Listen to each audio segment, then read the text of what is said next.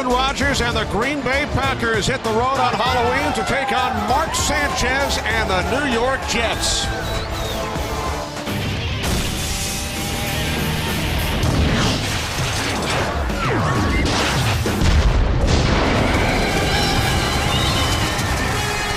It's week 8 in the National Football League. Here come the New York Jets at New Meadowlands Stadium. Jets with a record of 5-1, tied atop the AFC East. And they get set to host the 4-3 Green Bay Packers. Good afternoon, everybody. Welcome to the NFL on Fox. Kenny Albert along with Moose and Goose, Darryl Johnston, and Tony Siragusa down on the field.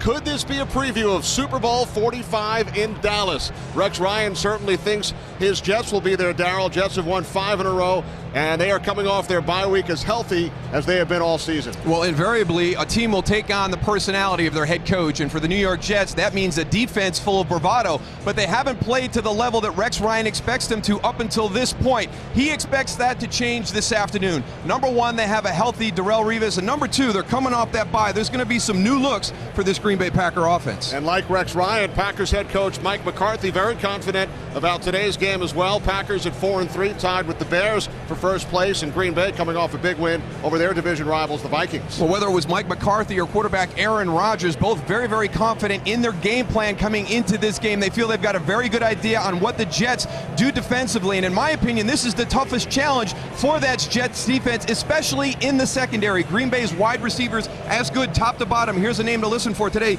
James Jones. He could be the difference this afternoon in the passing game. Jones with a huge game against the Vikings. Well, you heard from Moose. Next up is Goose. He's hanging out with Rex Ryan. But first, this Verizon NFL mobile update. Go! Give me all you got!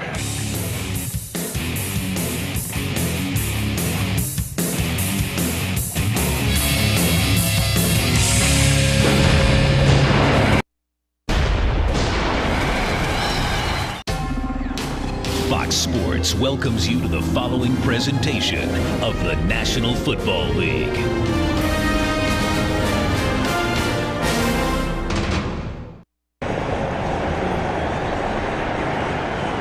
A beautiful Halloween Sunday afternoon here at the Meadowlands as Sean Ellis heads out onto the field. There's Mike McCarthy in his 5th season as Green Bay Packers head coach on a 58-degree afternoon in northern New Jersey. Well, you know, it was interesting to sit down and talk to Rex Ryan on Friday, and I got to see a little bit of Hard Knocks, and he kind of used that platform as a recruiting tool for free agents to see how they handle things with the New York Jets. And Goose, we had a great time with him Friday, but what is Rex Ryan really like?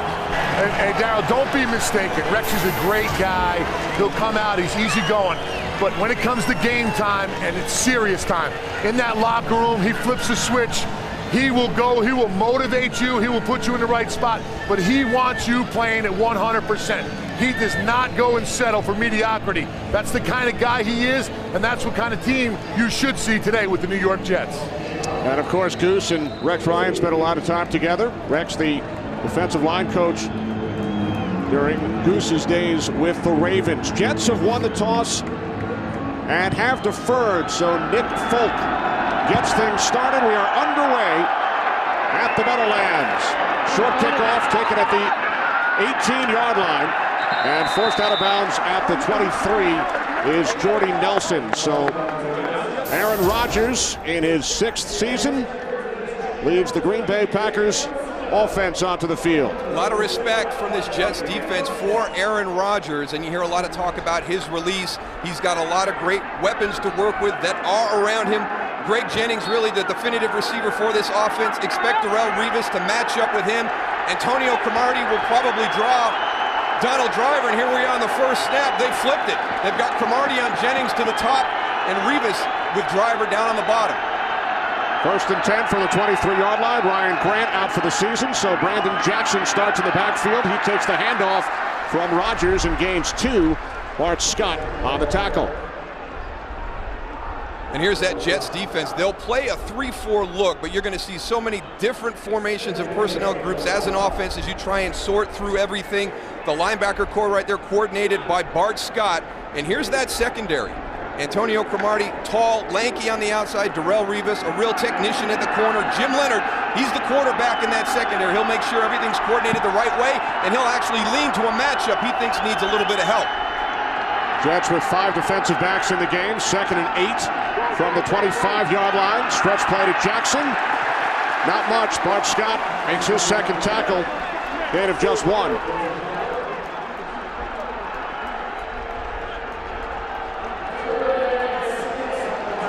Really, this whole offense will depend on how those guys up front right there play today. And Mike McCarthy, he pulled no punches with us. He wants the offensive line to take ownership of the team. He feels that the games are won and lost in the trenches. He thinks this is his best starting 5 that he's had since he's been the head coach of the Green Bay Packers.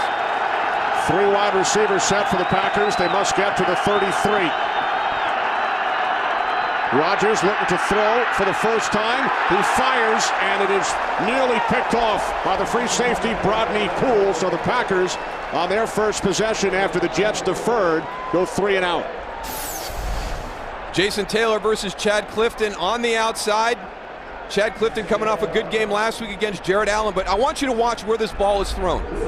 The middle of the field. The Jets know that that is the area on the field that the Packers like to attack. Brodney Poole in a great position to jump that throw. Tim Mastay punting from his own 15-yard line. Terrific kick. And a fair catch called for back at the 18-yard line by the first-round pick out of Boise State, Kyle Wilson. 55-yard punt. No return. Here's Mark Sanchez. 9 touchdowns, only 2 interceptions so far this season. And that's the big thing. Understanding what his responsibility as the quarterback of this team is. Don't put your defense in a bad position. And you heard Jimmy Johnson talking about Brett Favre and Dan Marino, 2 Hall of Fame quarterbacks in the pregame show. But Mark Sanchez has done a great job from year 1 to year 2 of understanding how important every possession is and not making the critical mistake. LaDainian Tomlinson in the backfield, 1st and 10 from the 18-yard line for the New York Jets. Long count by Sanchez, hands it off to Tomlinson. Off to a terrific start this season, out to the 24-yard line. LT, the 7th leading rusher in the AFC, averaging over 5 yards per carry for this Jets offense, scoring at a 26.5 point per game clip. And it's a very balanced attack, but Rex Ryan expects the offense to improve, especially in the passing game down the stretch. One of the better offensive lines you'll see in the NFL. Do a great job running the football, good in pass protection for Mark Sanchez. 2nd down and 4. The slant intended for Santonio Holmes, playing his 3rd game following the 4-game suspension. Tramon Williams on the coverage. That's one of the reasons that the Jets feel that their passing game is going to pick up some play as the season wears on. Santonio Holmes is in the lineup. He's going to get more opportunities. This is his 3rd start. He's coming off the bye week. He's had more time to get acclimated to Brian Schottenheimer's offense. Holmes split out to the left. Tight end Ben Hartsock split to the right. Dustin Keller in motion. 3rd down and 4. Sanchez with time, and that pass is batted back by Cullen Jenkins, the brother of injured Jets nose tackle Chris Jenkins. This Packers defense feels they also have a good idea of what Mark Sanchez and this offense is going to try and do on 3rd down. We talked about Mark Sanchez being kind of that manager-type quarterback. They feel it's a very limited 3rd down package and feel they have some really good reads on what the Jets are trying to do. They definitely want Mark Sanchez staying in that pocket today. They do not want to let him get outside where he can go and make things happen. Steve Weatherford's punt out of bounds at the 35-yard line. Today's game on Fox is sponsored by Southwest Airlines. Find our fares online only at southwest.com. Both teams 3 and out on their opening drives. Jets have not allowed a single point in the first quarter this season. Packers have scored 51, second behind Oakland.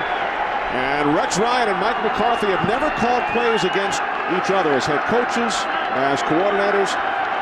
First time here today.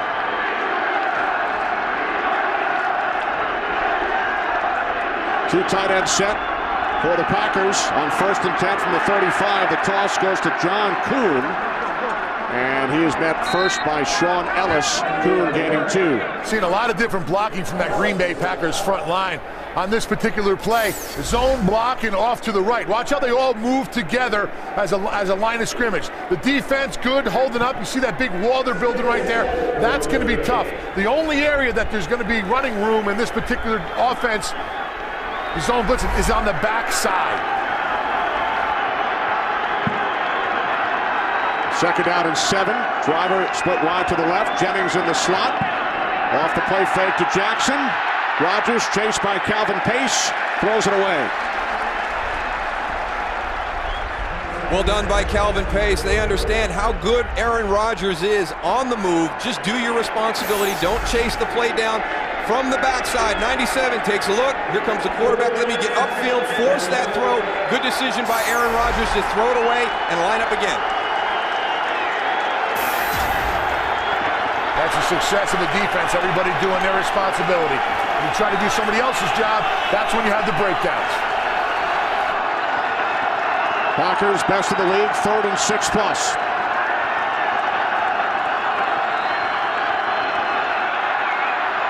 Rodgers on 3rd and 7. The pass is broken up by Dwight Lowry, intended for the tight end, Andrew Quarles. This is a very good play by Dwight Lowry on the outside, but before you can throw the ball, you've got to sort everything out up front. Look at all the bodies. Watch Jason Taylor come and move to the inside. There's your rush in. It's in the A-gap between guard and center. The twist with David Harris. A good job picking it up. They've got one-on-one on the outside, but Dwight Lowry, a great play right as the ball arrives. Lowry with some huge takeaways at the end of each of the last 2 Jets games. Jim Leonard met immediately downfield at the 14-yard line by Pat Lee. Terrific coverage by Lee and the Packers special teams.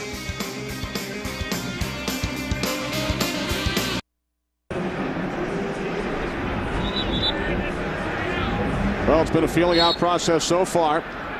Packers have gone 3 and out twice. Jets once, and now the Jets start from the 19-yard line. Kind of what you expect. You've got 2 of the better teams, 2 of the more talked about teams in the NFL, not real familiar with each other, so they're going to feel each other out here in the first quarter.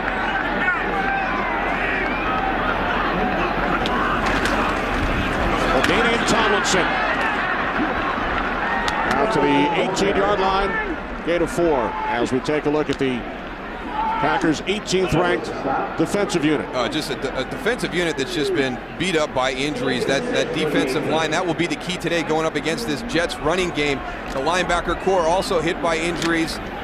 The secondary here, very sound. Probably the one unit that's hoping to get a couple of guys back here the next few weeks. Atari Bigby and Al Harris didn't make it this week, though. On second down, it's Tomlinson again. DJ Raji made the tackle, gain of just 2. And the Packers this week brought in 4 new players on the defensive side. 3 of them are active today. Now, one of the big things you do when you're in a situation like that is on Wednesday, the first meeting, everybody gets to do introductions and meet all the new players that are on the team. Injuries are a part of the game, but it's been a tough stretch right now for these Green Bay Packers. They've lost quite a few starters. And you had to look at some of the Packers who are not active for today's game. 3rd down and 4.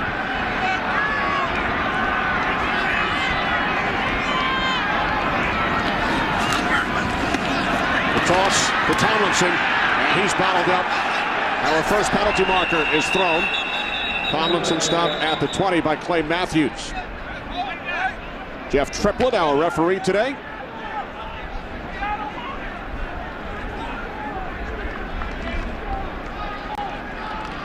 To hold against the Jets, penalty is declined.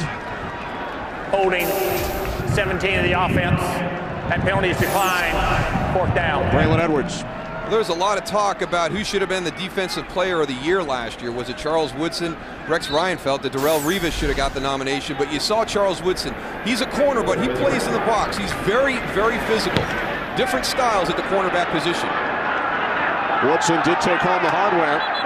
Fair catch called for at the 22-yard line by Williams. A 58-yard punt.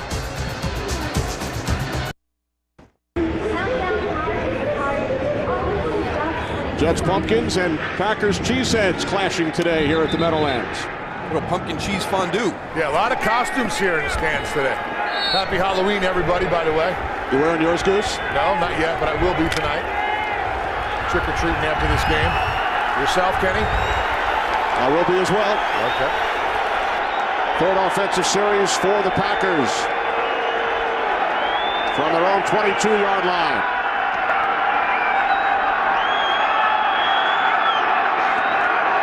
Rodgers gets rid of it quickly, and that's his first completion out at the 34-yard line. It's a first down, 12 yards, Greg Jennings. Wow, how fast was that ball out of Rodgers' hands? Unbelievable. Well, you got to do it. It has to come out fast if you're going to challenge anybody on Revis Island, and he's done a great job since he's been in the NFL going up against some of the top-flight wide receivers. He's going to have his hands full today. This Packer group, as good as any in the NFL, top to bottom.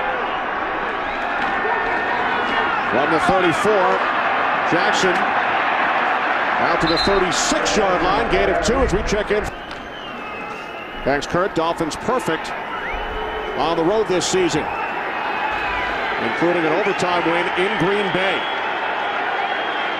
You know, Goose, I think what we're seeing, the emergence of Antonio Cromartie this year, that Darrelle Revis is just playing left corner. He's not matching with anybody specific. That pass off the hands of Donald Driver. Well, when you have two corners like the Jets do, I mean, what's the difference? Why match up? I think, you know, Green Bay with their wide receivers, with Jenkins and Driver, I think, you know, pick your poison. I think both of them can match up against those corners, and I don't think there's any difference whether they flop or not. I like the way they're playing right now. I think they have different styles, though, Tony. You're talking about Antonio Cromartie, tall, lanky, vertical guy, good in press situation. I think Darrelle Revis is more complete. So if you do have a go-to guy, I would think that they would still want him on that player, but he's faced every single wide receiver that Green Bay has now going up against Jordy Nelson. Rodgers on 3rd and 8, firing downfield. He was looking for Driver, who is not 100%, has a quad injury. In fact, did not catch a pass last week for the first time in 134 games. And I think that was probably our biggest tip on the first play, that Darrelle Revis matched up against Donald Driver with that injury. You see that quick release by Aaron Rodgers. Donald Driver slips in the middle of the field, lucky not to have that intercepted. Again, that's the focal point of this Green Bay passing attack, between the numbers. So Rodgers starts the game just 1 for 6. Mastay's third punt is a beauty. Fair catch back at the 12-yard line by Leonard. No score, 51-yard punt.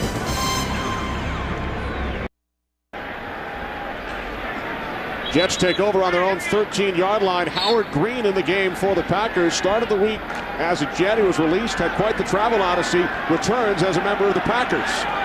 A big body inside for the Packers, and we do mean a big body. Sean Green in the backfield for the Jets. For the first time, off the fake to Green. Sanchez hit as he throws, and the catch is made out of the 28-yard line by Holmes. It's a gain of 15, and the Jets' first down today.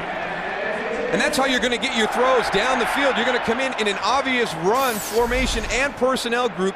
Green Bay matches you. They put all the big bodies in. It's a little play action, and still a quick throw to Santonio Holmes. Good accuracy on the throw by Mark Sanchez. Watch where this ball is. To the outside, away from Tramon Williams.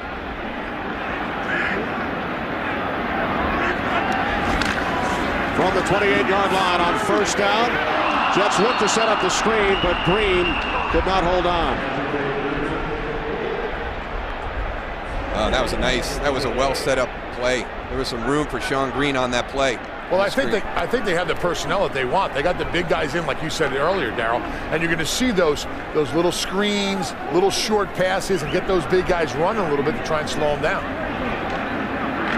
Howard Green is a big man, I'll tell you, right in there. The reason why the Jets cut him is, you know, he was 360. He goes, you know, on the week off, he comes back 14 or 15 pounds heavier. Wow. So they said, we gotta let you go, and Green Bay went and snatched him right up.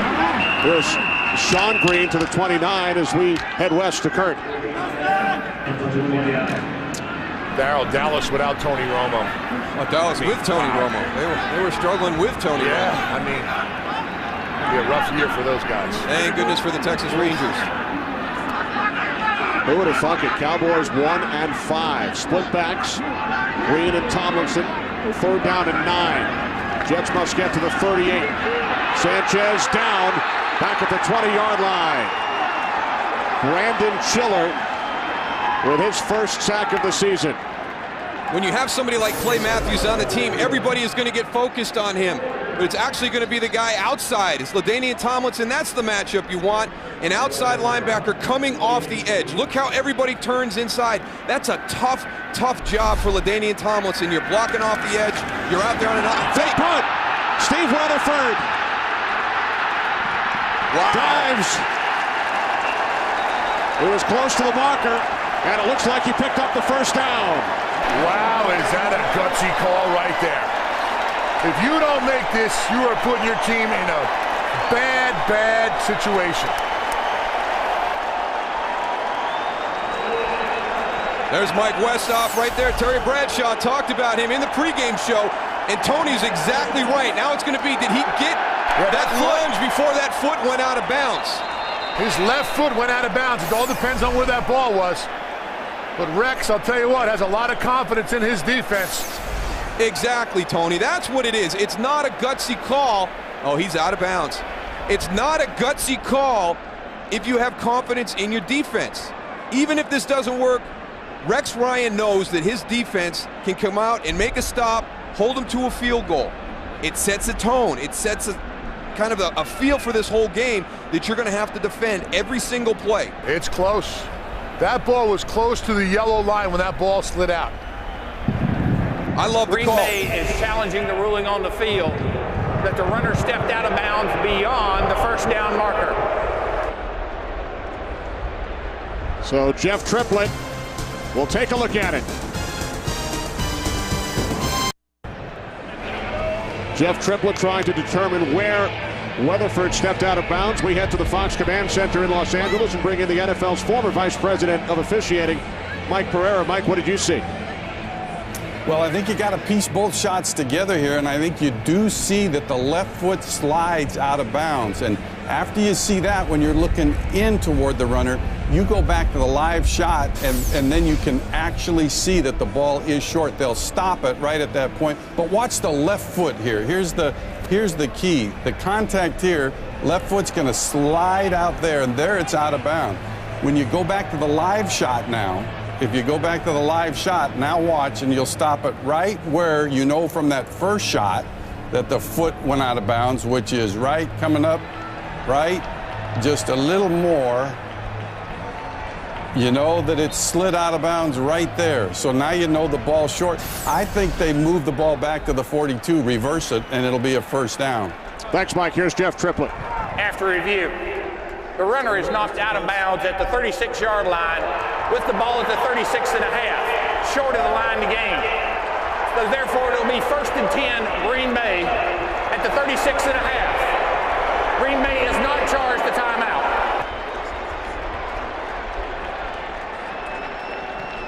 Okay. Hey, Mike, it's Daryl. 6:32 back on the game clock.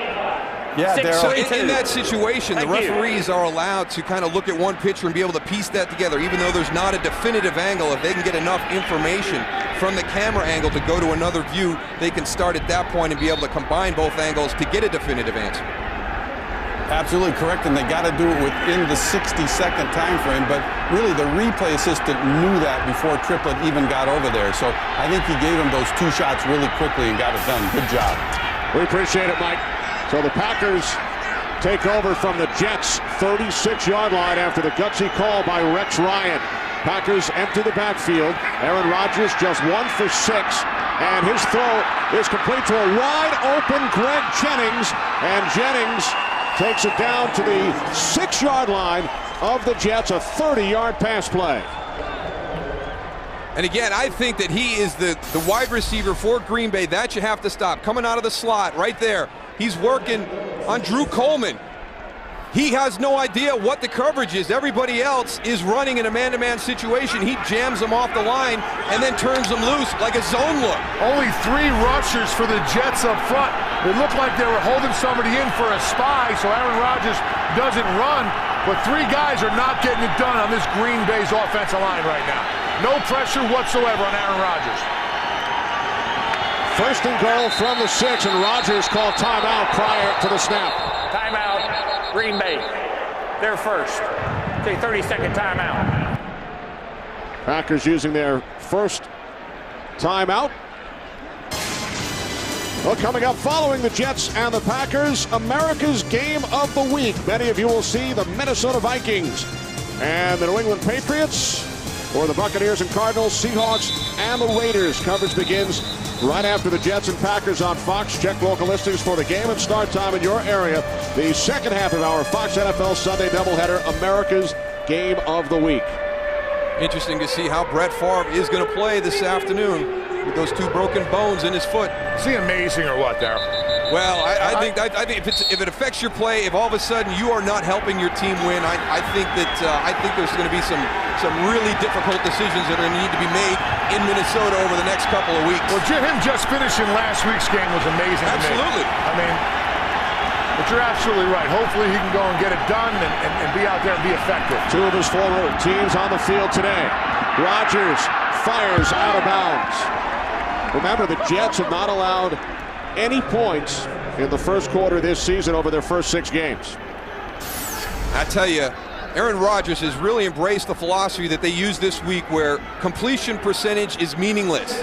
Do not create the turnover. We've seen him throw it away on a couple of occasions, get himself out of the position to take a sack where you have the potential for a sack fumble. Aaron Rodgers doing a nice job executing the game plan that Mike McCarthy has put together. 3 wide receivers to the right. James Jones split wide. There's Greg Jennings again on Drew Coleman out of the slot. Second and goal. Rodgers with time. Backpedaling. Now he dumps it off to Jackson. And Jackson is tackled just shy of the 2-yard line by Bart Scott. So it will be 3rd and goal for Mike McCarthy's Packers. Boy, they got lucky that they moved Aaron Rodgers off the spot to the left, because look at Greg Jennings in the slot. There's your shot right there. He's going to beat Jim Leonard from the safety position if that ball can be thrown on time.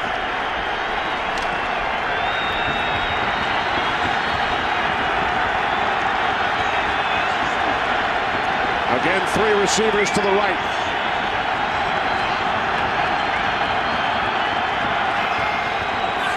Rodgers on 3rd and goal, looking end zone, and he fires through the end zone. Incomplete. His intended target was James Jones. That's why you call the fake punt, Tony, because nobody has scored any points on you in the first quarter all season long. Rex Ryan knows that if it doesn't work, that his defense is going to at least hold the opposition to a field goal and possibly even create a turnover. Yeah, why not take a chance? I'll tell you what, he puts it on the shoulders of that defense. They come up and they show up. And that was a gutsy call, but I like it. So here's Mason Crosby, 9 of 12 this season. This a 20-yard attempt. It is good. So the Packers take a 3-0 lead, but the Jets defense keeps Green Bay out of the end zone.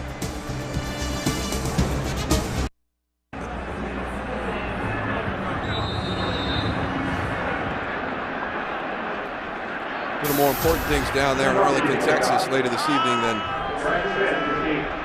in the Simpsons Treehouse of Terror. We'll put that on next week. In for the World Series tonight on Fox. Here's Brad Smith on the return for the Jets.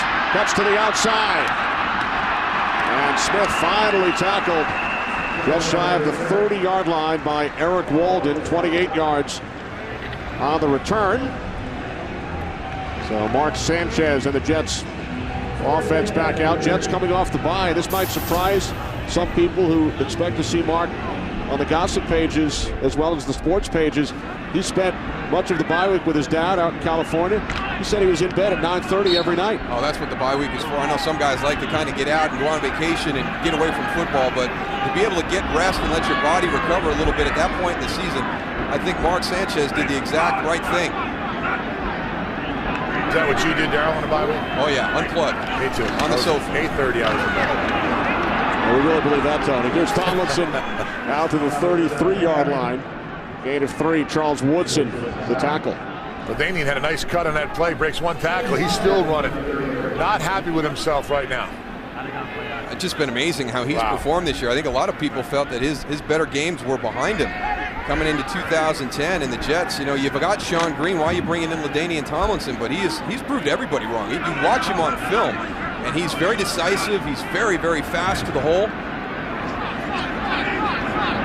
His first year with the Jets after 9 seasons in San Diego. 2nd down and 7. Sanchez with time, and he dumps it off to LT. And he's tackled by Charlie Pepra, who lost his helmet after a gain of 3. And here is that rebirth for LaDainian Tomlinson. You look there, the average. I mean, just an unbelievable average. And then a dip, 2008, 2009. And then this year. I mean, it's a rebirth. 5.3 yards, huh? That's impressive. Those are some big numbers. Only Jerry Rice and Emmitt Smith have scored more touchdowns in NFL history than LaDainian Tomlinson. 3rd down and 4. Jets must get to the 40. And they do. Santonio Holmes makes his 2nd reception. Gains 10. And the Jets move the flags. Well, you can see why anybody affiliated with the Jets passing game is excited about Santonio Holmes. Nice throw by Sanchez also. On the run. Gets him on the move, exactly, yeah. Tony. He doesn't have to break stride to catch that ball. Able to catch it at full speed and turn it upfield.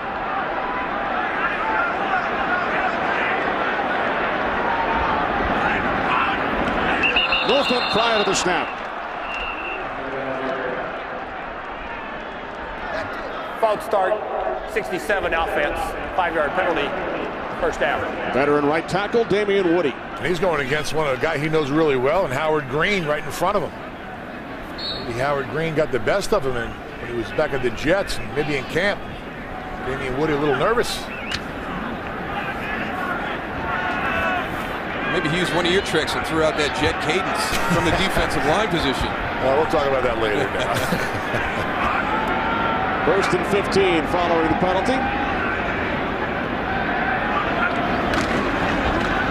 Tomlinson gaining 7 on 1st down. Out to the 47-yard line. A.J. Hawk and Tramon Williams in on the tackle. You mentioned Howard Green in his busy week, Kenny. I mean, it's one of those situations that happens in the NFL. Tuesday, he gets waived by the Jets, jumps in the car, takes off. Wednesday, he's claimed by the Packers. So he doesn't even make it back to Green Bay until late Thursday. He's able to get out there on Friday. And now he's back to the Meadowlands facing the Jets. He headed back towards his home in Louisiana. Had a couple of flight cancellations. Now Sanchez fires, intended for Jericho Cotchery, and that one is broken up by Desmond Bishop. Looks like, you know, Howard Green, if you take a look at him, doesn't even look like they had time to go and get his right sizes. I mean, look at that shirt. Looks like a half shirt. I mean, that right there is maybe next week he'll get a shirt that fits.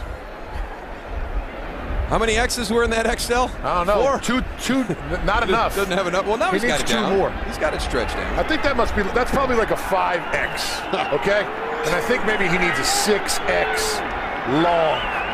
Well, Red Batty and his equipment staff up in Green Bay very busy this week with 4 new players, new names, new numbers, new jerseys, new equipment. 3rd down and 9. Sanchez fires downfield, and it's complete to Holmes in Packers territory for another Jets 1st down, 17 yards from Sanchez to Holmes. Sanchez looks really poised in that pocket, Darryl. Yeah, the one thing is Green Bay felt very confident on their 3rd down package that they were going to be able to slow this offense down. But right now, Mark Sanchez is playing very, very well. I don't see the basic play calls in their 3rd down play selection at this point, and that's what Green Bay felt was happening to the Jets. And maybe that's a part of that bye week again, too. Santonio Holmes an extra week around Brian Schottenheimer, learning this system, and they're able to expand it a little bit more. 4 completions for Sanchez. 3 have gone to Santonio Holmes, and now Brad Smith on the end around. Jack of all trades, Smith gains 3. Clay Matthews on that play, outside linebacker. He bites inside. Watch him right here. He bites inside on the fake. Can't get enough.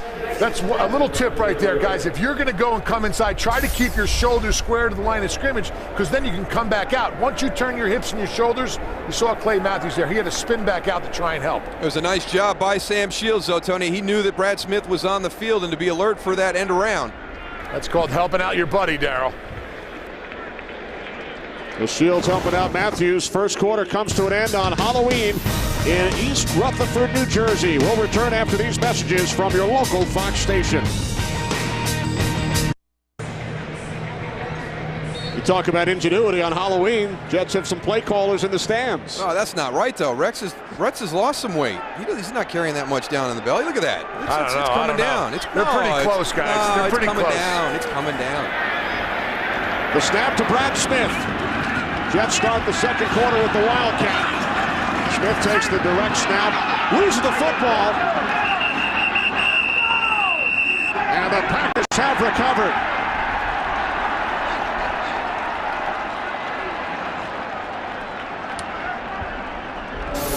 One of the big challenges of this Jets offense is all the different things you have to defend. Here's a little option package with Brad Smith. It's coming out as he's going down. The question will be, was he down? The flag is out by the Jets on the sideline. On the initial replay, it looked like the ball came out first before Smith was down. Rex Ryan has thrown the challenge flag.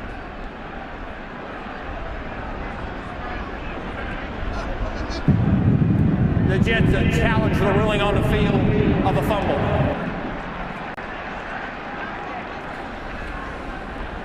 Once that knee is down, the play is over. Looks like it's coming out. We'll come back. Have an answer for you after this commercial. Jets with a league low 4 turnovers this season.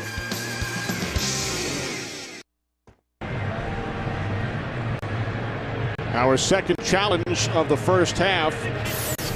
The call on the field by the officials was that Smith fumbled and the Packers recovered. And the big question is possession before that knee touches. He's got possession right now. You can see the Packers working at that football.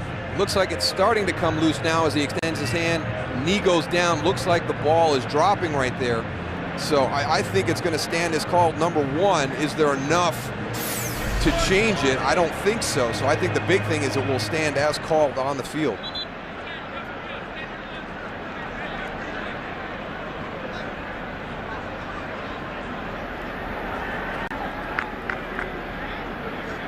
Ryan 3 of 5 on challenges this season.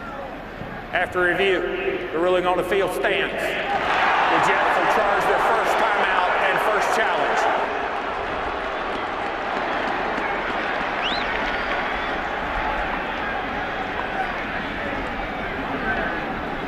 So the Jets commit only their 5th turnover this season.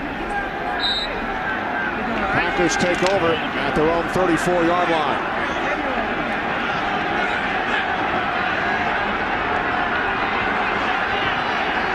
Green Bay leading 3-0. Movement. Free play. Rodgers fires downfield looking for Jennings. And he's out of bounds. Made the catch out of bounds. Smart play by Aaron Rodgers with the offsides of the Jets. That's a free play, so you cannot get a turnover. It can only be a positive for you on the offense.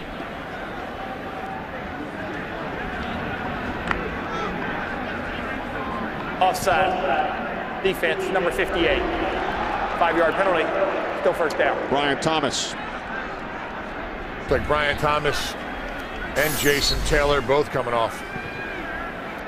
This is a heck of a catch, though. I mean, it's out of bounds, but the adjustment that Greg Jennings made on that throw. Holy cow. 1st and 5 following the penalty from the 39-yard line. Rodgers, the toss to Jackson. And a nice tackle made from behind by Sean Ellis. Gain of just 1 as we head to Los Angeles once again. Here's Kurt. And the news gets worse for the Cowboys. John Kitna's second interception, although both were tipped, turned into a touchdown by the Jaguars. Mercedes Lewis and David Garrard, 42 yards on the score. It's 14-3 Jaguars in the second quarter. Kenny Moose and Deuce. thanks, Kurt. A look at the division winners from last season in the NFC. Saints have already lost as many games as they did in 2009.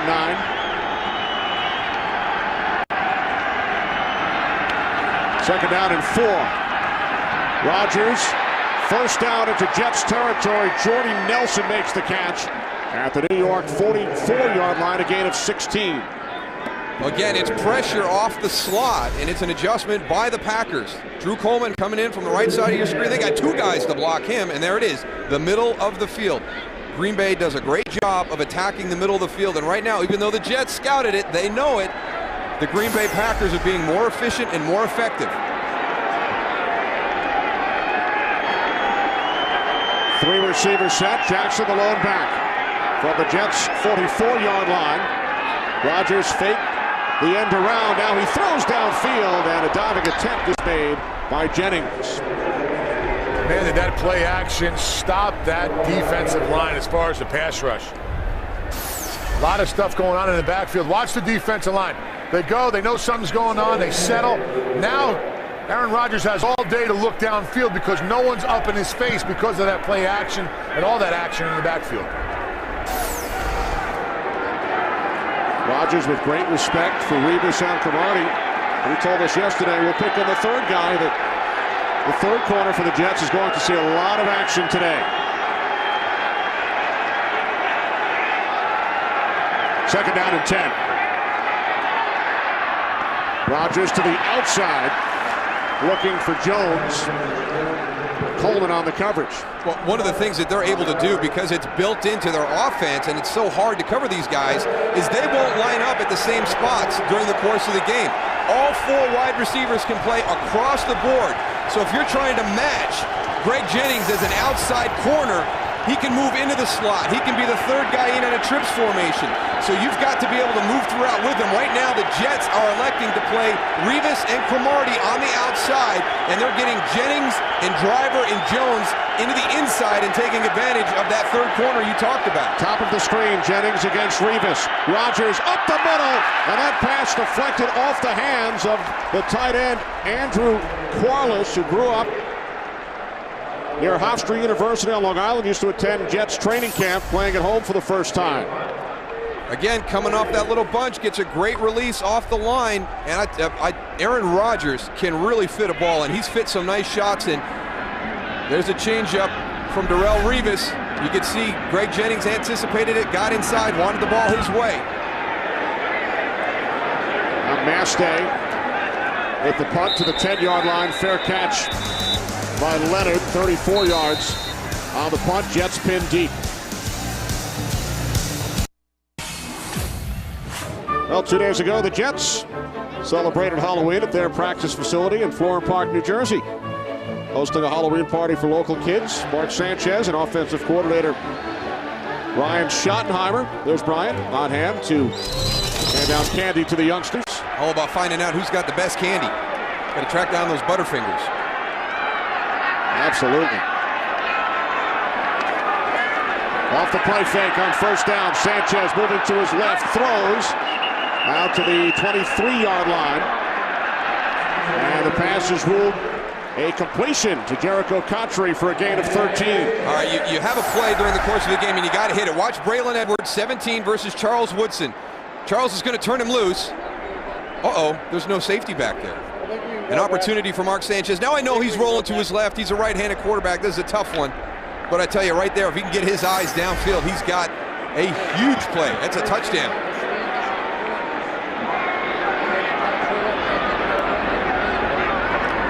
From the 23-yard line, Sanchez off his back foot looking to set up the screen for Tomlinson. Clay Matthews came in scot-free. Surprised Sanchez got that ball off. Watch Clay Matthews right here. The guy who has an unbelievable motor, never stops, right in his face. He came scot-free. No one even blocked. It's part of the play, though, right? It's got to be. Look at Tony Richardson's letting A.J. Hawk go. It had to be some type of screen where they're letting pressure to the quarterback and then trying to get it out quick. I think his biggest problem was he just didn't execute. He didn't get the throw to LaDainian. Yeah, they got. If you're going to let somebody come free, let one of them big guys in the middle, not Clay Matthews. Sanchez and Matthews know each other very well, teammates at USC.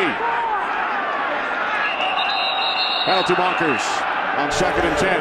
That's on Mark Sanchez. He pulled that way before the ball was even snapped.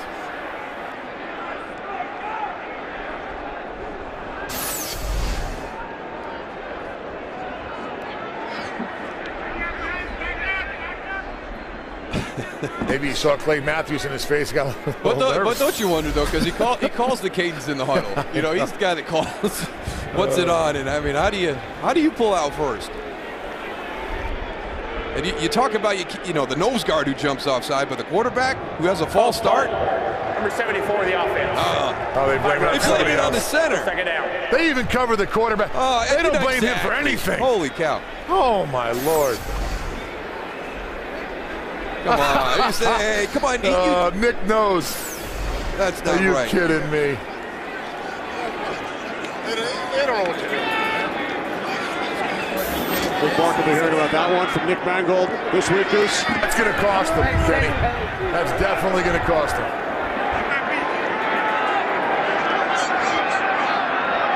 Second and 15 following the penalty. Off the play fake. Sanchez looking for Cotry, and it was deflected by A.J. Hawk. What an athletic play, because he's got Cotry over the top at that second level. This is a heck of a play by A.J. Hawk, getting up and getting this ball deflected. Here he comes, coming into the open right there. Look at him elevate and get up there. With everything else kind of passing the other direction, that was a good chance for a catch and run afterwards. A.J. Hawk grew up in Centerville, Ohio. Childhood buddies with Nick Mangold, who committed the penalty on the previous play, at least in the mind of Jeff Triplett. Split backs, Green and Tomlinson, 3rd down and 15. High snap. Sanchez steps up. Can't find anyone. Still looking. And now he throws out of bounds in the vicinity of Santonio Holmes. Yeah, the difference right now, Tony, defensively, is the Green Bay Packers are getting pressure with 3. And when the Jets choose to drop into coverage, they're not getting pressure. That's Absolutely. Just 3 guys. Absolutely. You hit it right on the head, Darryl. 3-man rush, getting a lot of pressure. I'll tell you what, one thing Sanchez did do good, though, he kept moving his body and moving around to try and gain time, but then all of a sudden he wasn't looking downfield to look for his receivers. 3rd punt by Weatherford. Javon Williams lets it roll, and it is down at the 36-yard line. 3-0 Packers.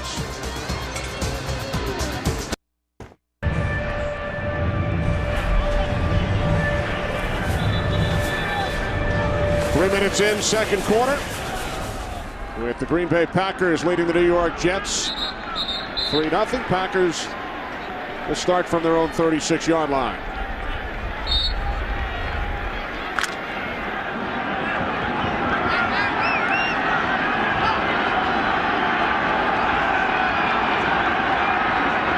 John Kuhn, the lone back, 2 tight end set.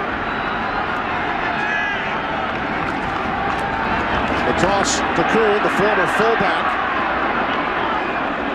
And he gains 4 out to the 40. Aaron Rodgers, of course, in his 3rd season as a starter, replacing Brett Favre. And Mark Sanchez replaced Brett Favre with the Jets following the 2008 season.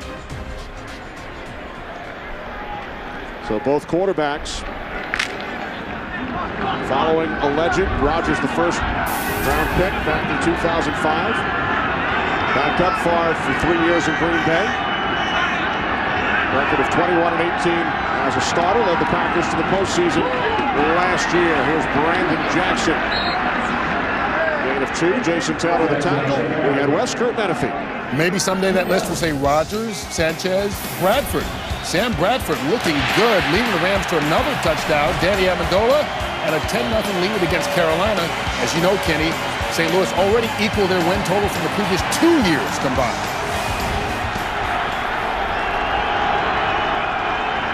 And they've won their last 3 at home. A good job by Steve Spagnuolo on the Rams. Out to a 10-0 lead as the Jets use their second timeout. Jets, their second. 30-second timeout.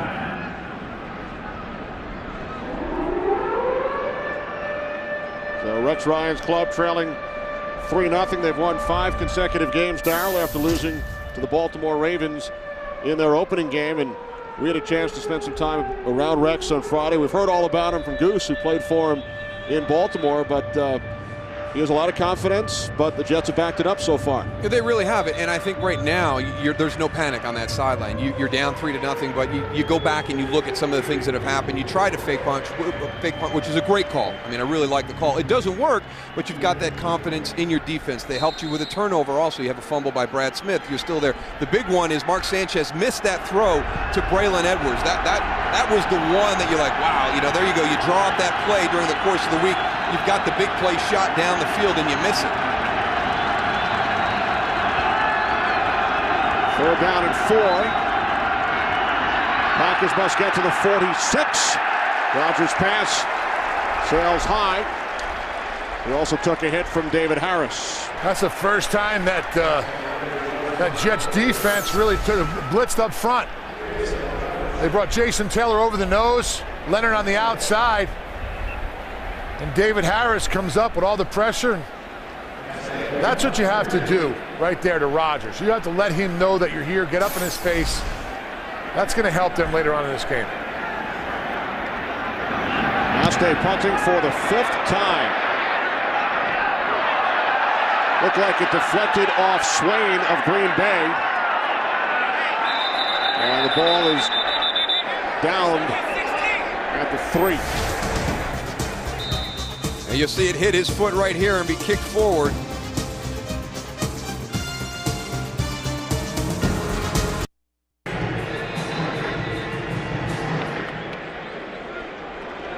Special teams coach Mike Westhoff on the left. A lot of different things to sort out there. Yeah, it's a 22 is where first contact was made. So they're getting that right. You see right there. Number 16 is Brett Swain of the Packers. Hits his left knee. Yeah, between the 22 and the 20.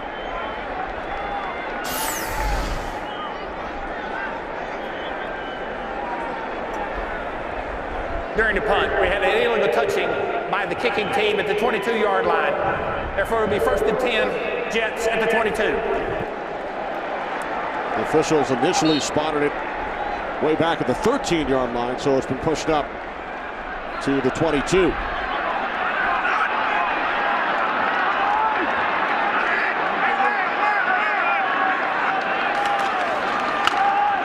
1st down, a handoff to Tomlinson.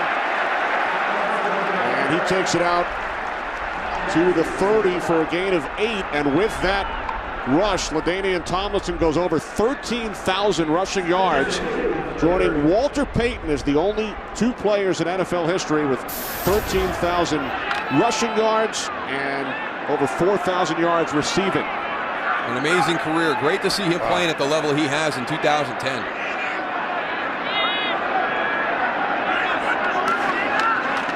Second and 2, Tomlinson again picks up the 1st down out to the 33. Desmond Bishop made the tackle. There's certain players, when you get mentioned in the same breath of a running back, and you're mentioned with Walter Payton, if you're a receiver and you start hearing Jerry Rice numbers, that's an unbelievable career. So only Tomlinson and Payton in that category.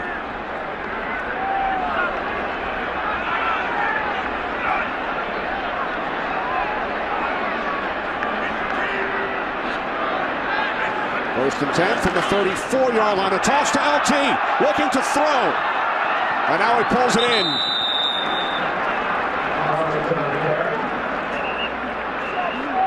How about these numbers, guys? He's 8 for 12 in his career passing with 7 touchdowns. Not a bad ratio.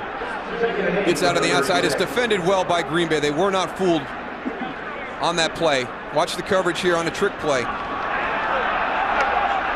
Jamar Williams on Braylon Edwards on the far side. And then down here, Nick Collins is going to pick up Dustin Keller with Charles Woodson underneath.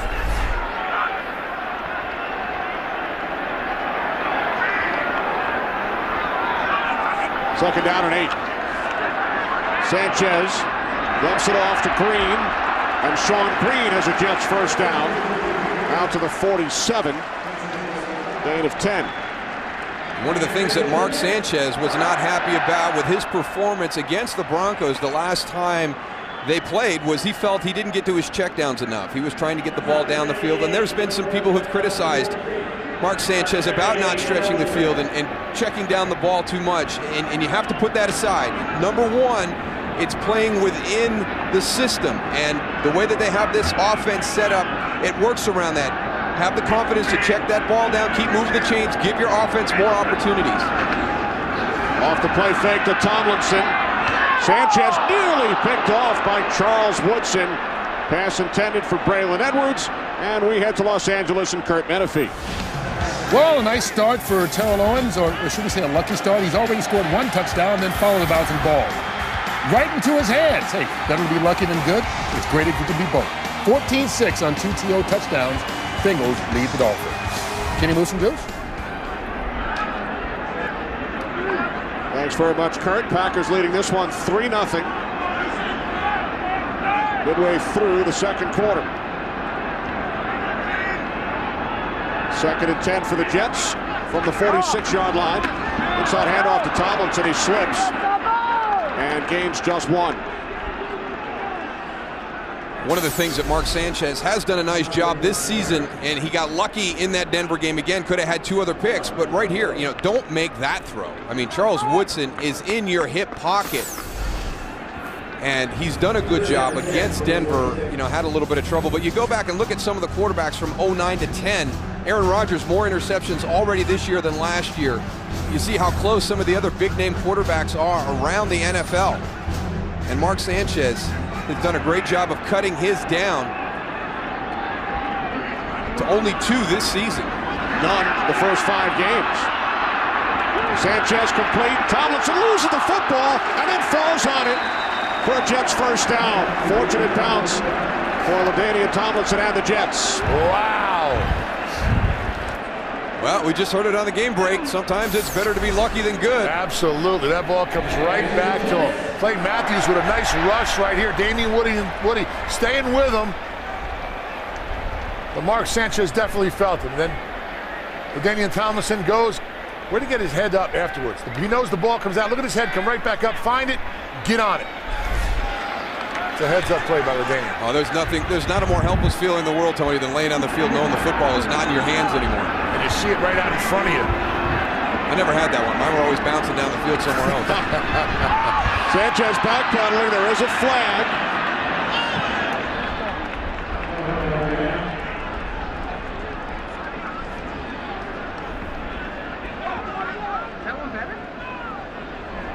Holding 23 of the offense. 10-yard penalty. Still first down. Sean Green, Jets' 4th penalty.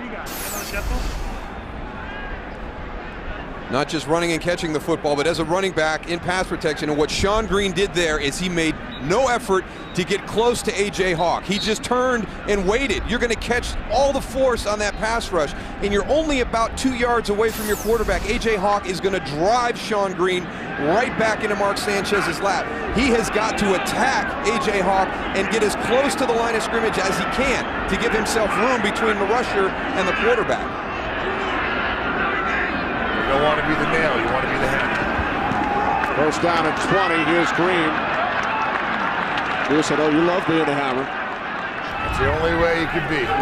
And you attended, along with Rex Ryan last week, you were not with us down in Nashville, the 10-year reunion of your championship with the Baltimore Ravens. Rex, during the bye week, was able to attend dinner on Saturday night. Sounds like you guys had a great time. It was awesome. It was awesome. I'll tell you what, the room with the old players, when Rex came in the room, it was he just lit up the whole entire room. Everybody was happy for his success up here in New York. But you know, the talks and all the stories started coming out. We had just had a great time back in Baltimore. I can't believe it's 10 years already.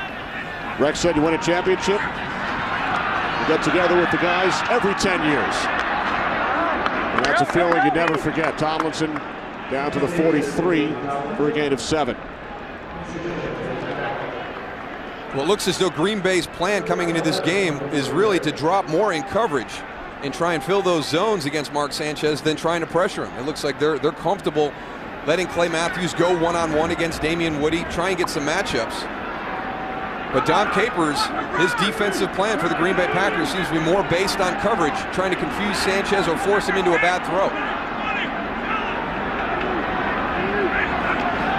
3rd down and 11. The slant to Cotchery, and it was wrestled away. Tramon Williams comes up with the football. 2nd New York Jets turnover.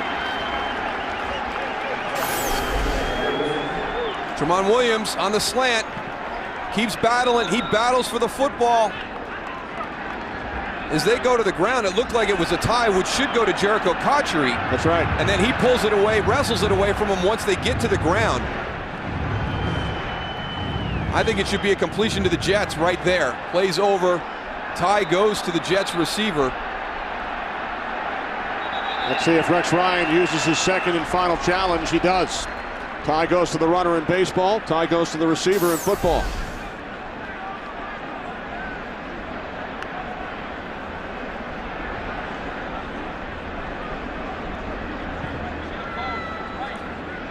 Now you have to explain what the challenge is so you can open the door for the possibility to challenge the play.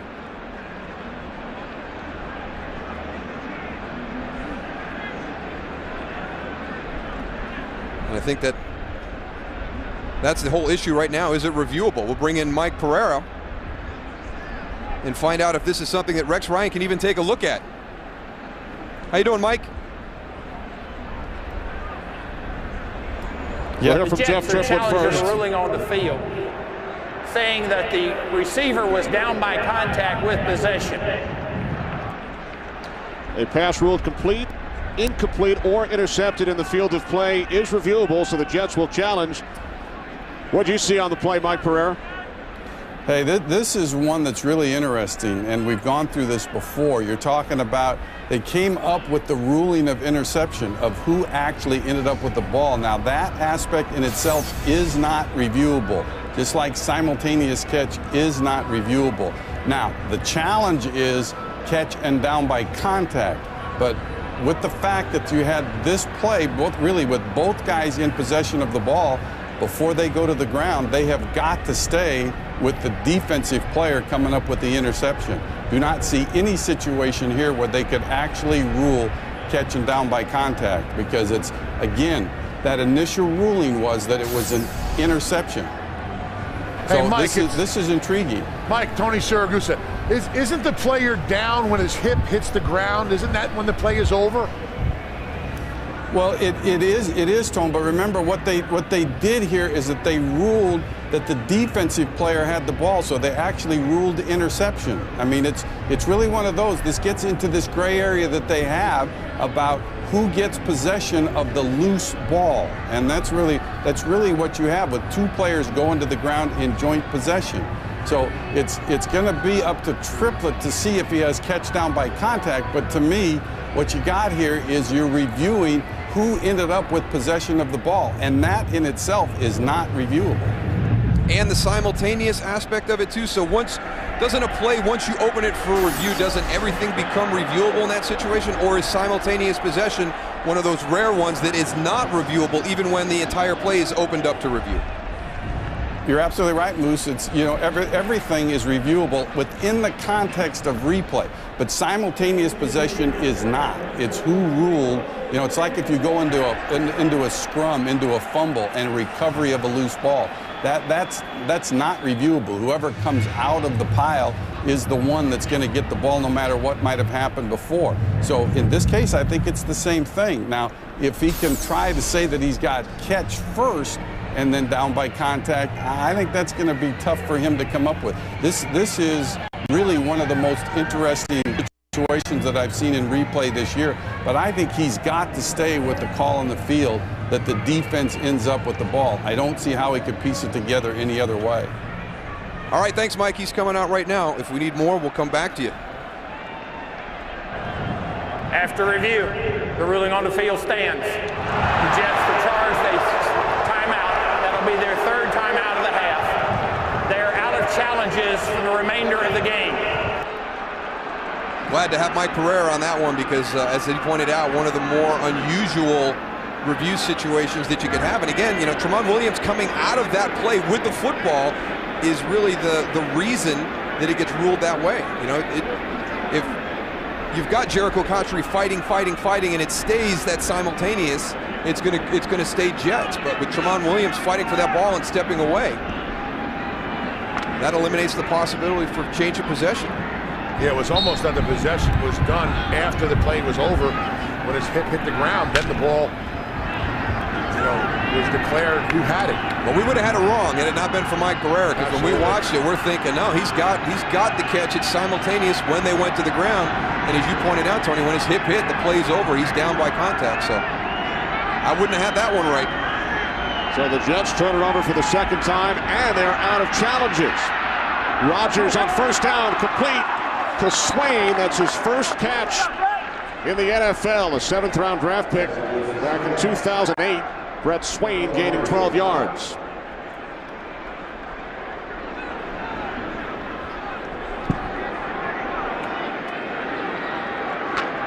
So the Packers now in Jets territory. Jets have seen 2 long drives and with turnovers, a 9-play drive and a 10-play drive.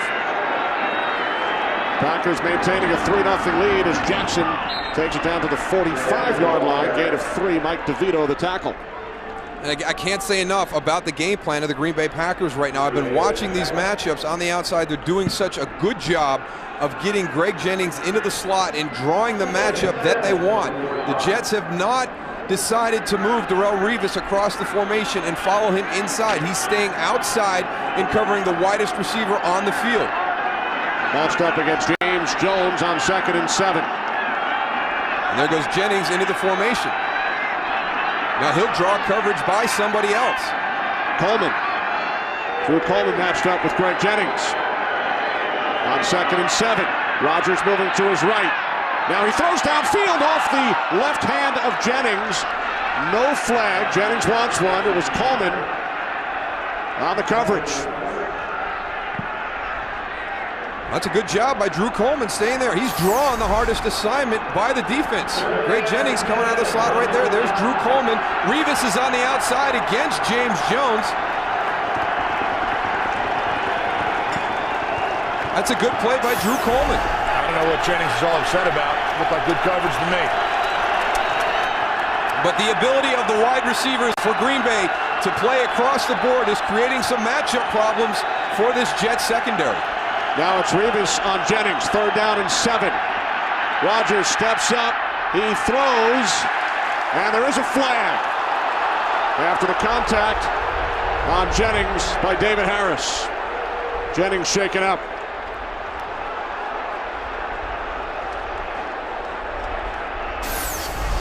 Again, he's coming out of that bunch formation on the right. When he breaks to the inside, he gets turned to a different cover guy. Pass interference, 22 of the defense. Ball replaced at the spot of the foul, first down. Rodney Poole, the free safety. You could see Greg Jennings get his helmet pulled backwards at the point of the catch. Should have been face mask. Yeah, if anything. Yeah. There's those penalties creeping up on the Jets again, one of the areas they were hoping to get fixed during their bye week. Well, the Packers have not yet been flagged today. And that's one of their big ones, defensive penalties that give the offense a first down. From the Jets 36, this is Jackson. Turns the corner and is knocked out of bounds by Harris after a gain of 7. Mike McCarthy very happy with Brandon Jackson's play the last couple of weeks. Packers lost Ryan Grant week 1. He has done a nice job, has really stepped up, had a good game against Pittsburgh early in the year, followed it up with another good one against Minnesota last week. One that Mike McCarthy said the best game that he's had. He's not asked to carry the rushing load. It's more of an approach where, hey, when we run the ball, we want to be efficient and effective. We're not going to come out and pound the ball 25, 30 times a game, but when we do, we want to get 4.5 yards. 2nd down and 3. Rodgers, Jennings, first down at the 23-yard line. Jim Leonard made the tackle. So the Packers move the chains, gain of 7, with 2.5 remaining in this second quarter. I'm just surprised that there's not a counter by the Jets right now, because they talked about Green Bay's receivers being able to go across the board in formation. And you would think if all of a sudden it became an issue with your coverage that they would have a counter for that. And right now it seems as though they're content to leave Darrelle Revis and Antonio Cromartie on the outside one-on-one. From the 23 off the play fake to Kuhn. Rodgers steps to his left away from Taylor and then throws it out of bounds.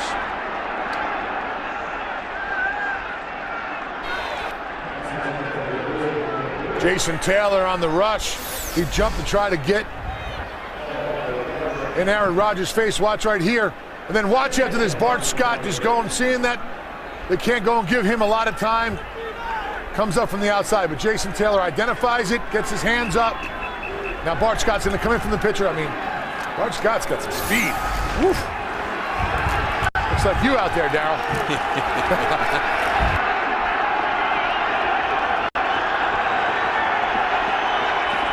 Second and 10, final play before the 2-minute warning.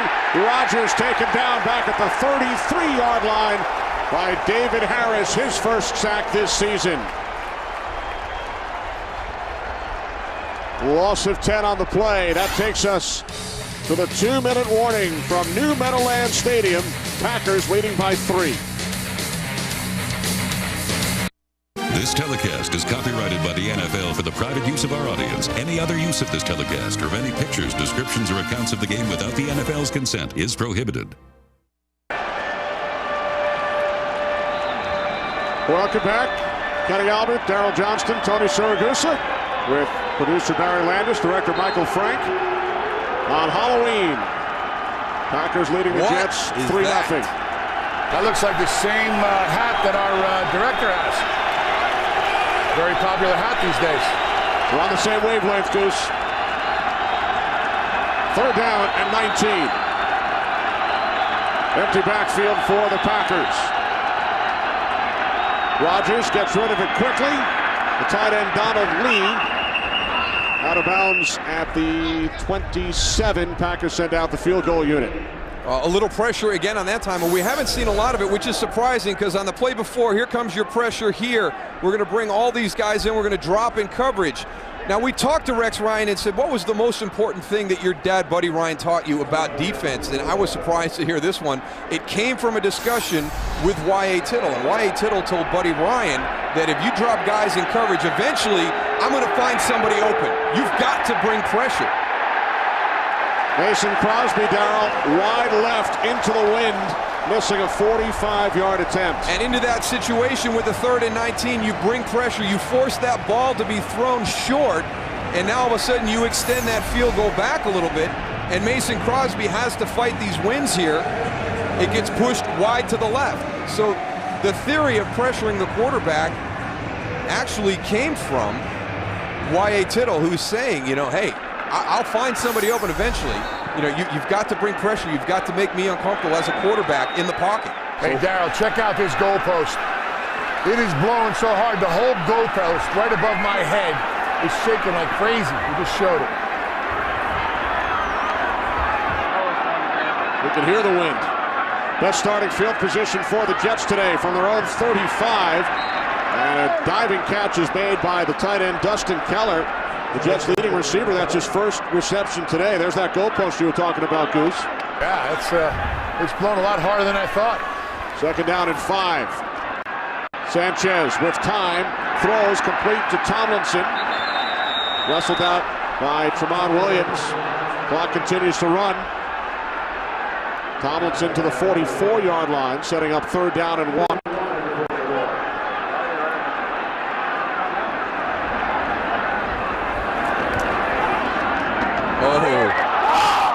Pass intended for Keller. Desmond Bishop got a piece of it. A big interception against the Minnesota Vikings last week, and Desmond Bishop almost has another one. Watch him jump the route to Dustin Keller right there. I think that one hit him in the face mask. So now the Jets facing a 4th down you have to and punt. 1, and they will send out Steve Rutherford and the punting unit. So the Jets go 3 and out following the missed field goal.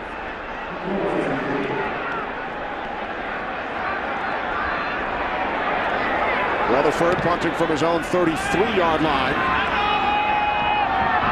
And a fair catch called for at the 20 by Tramon Williams. 36-yard punt, 59 seconds remaining in the half. Coming up, the Visa halftime report. Kurt, Terry, Howie, and Jimmy will be along with scores and highlights. And the Fox Sports ticker will bring you all the latest stats. That's coming up on the Visa halftime report. We'll check in on the Dolphins and the Bengals. Redskins in action in Detroit. So the Visa halftime report up next. Getting back to your story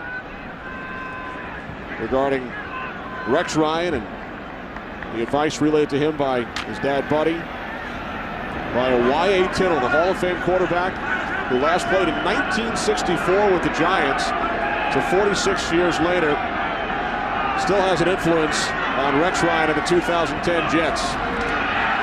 Rodgers sacked back at the 15-yard line by Dwight Lowry. And it's been a change, Tony, because you've been talking about this during the course of the game, that you're surprised that there's not as much pressure coming from the New York Jets as we're used to seeing. I mean, that's what we see on film when we watch this team. And when they're bringing it right now, they're getting a lot of success with it, especially up the middle, Moose.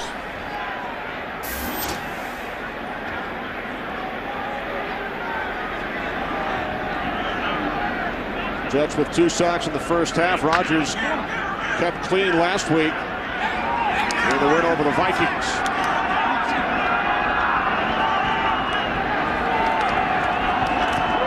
Here's Jackson, big hole. Jackson. Get out of bounds now. There All you the way go. up to the 42. The Packers have elected to not use any of their timeouts. They were going to run out the clock. But now Jackson gains 27. And the clock stops with 8 seconds remaining. McCarthy was content to let the half run out. Well, a lot of times, as an offense, when you start the 2-minute drill, especially in a situation like that, just a little over 1 minute to go in the first half, it's all dictated by what happens on that first play. They try to throw the ball, they get a sack. So all of a sudden you change your thinking. Hey, let's just come out, we'll let the clock run, we'll hand the ball off, and now all of a sudden you're into a different mode. Hey, we popped one. We're out beyond the 40-yard line. But a lot of it had to do with that sack that they were able to get on that first play. So the Packers use a timeout. Coming up tonight, following the OT, it's Game 4 of the World Series. Home team has won each of the first 3 games. Giants lead the series 2-1. Game 4 tonight, 8 Eastern, 5 Pacific in high definition. Only on Fox, the pitching matchup, Madison Bumgarner and Tommy Hunter. Darryl, I know you're looking forward to attending Game 5 tomorrow night in Arlington. Yeah, I'll be heading out for Game 5. Hopefully at 2-2. No Yankees this year. Sorry. John Clifton, Packers left tackle, came into our meeting room yesterday wearing a Yankees t-shirt. What was he thinking? So he picked it up this week. Off the hands of Jennings. All right, now that play I can't explain to anybody. I could kind of fill you in on what the thinking was on the previous play when they handed the ball off, but a little pop screen to the outside with 8 seconds left, I'm not sure.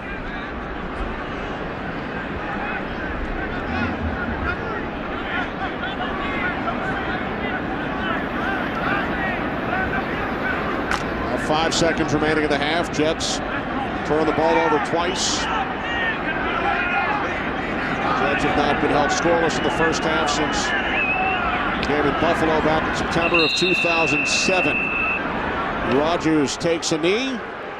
The Green Bay Packers on the road on Halloween take a 3-0 lead over the New York Jets into the locker room at halftime. Stay tuned for the Visa halftime report. It's coming up after a word from your local Fox station.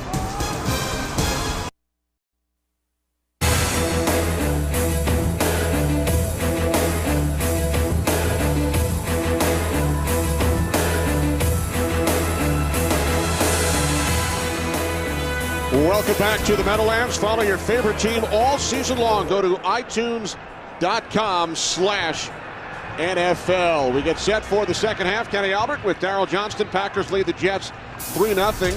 We heard the guys at halftime during the Visa halftime report say the Packers defense looked like the Jets defense in that first half. I agree. I'm surprised we haven't seen more pressure from the New York Jets, but I think one of the bigger things that they have to get corrected, and it'll be interesting now, you saw Donald Driver going in, his return doubtful today. Does that impact what they're doing from a coverage standpoint? Because right now the Green Bay Packers are being able to dictate the matchup that they want with Greg Jennings by moving him through the formation on the inside, not putting him on the outside where Antonio Cromartie or Darrelle Revis would match up with him. And the Jets offensively crossed midfield twice, turned the ball over both times. Well, the one big thing is they missed that shot to Braylon Edwards on the play-action pass from deep in their end. It's one of those opportunities to get a big play to really steal all the momentum. Mark Sanchez checked that one down. We'll have to see how he plays here to start this second half. Remember, the Jets deferred at the start of the game, so they return the second half kickoff, and it's a big return by Brad Smith, who was forced out of bounds after crossing midfield by Sam Shields. A 47-yard return by Smith.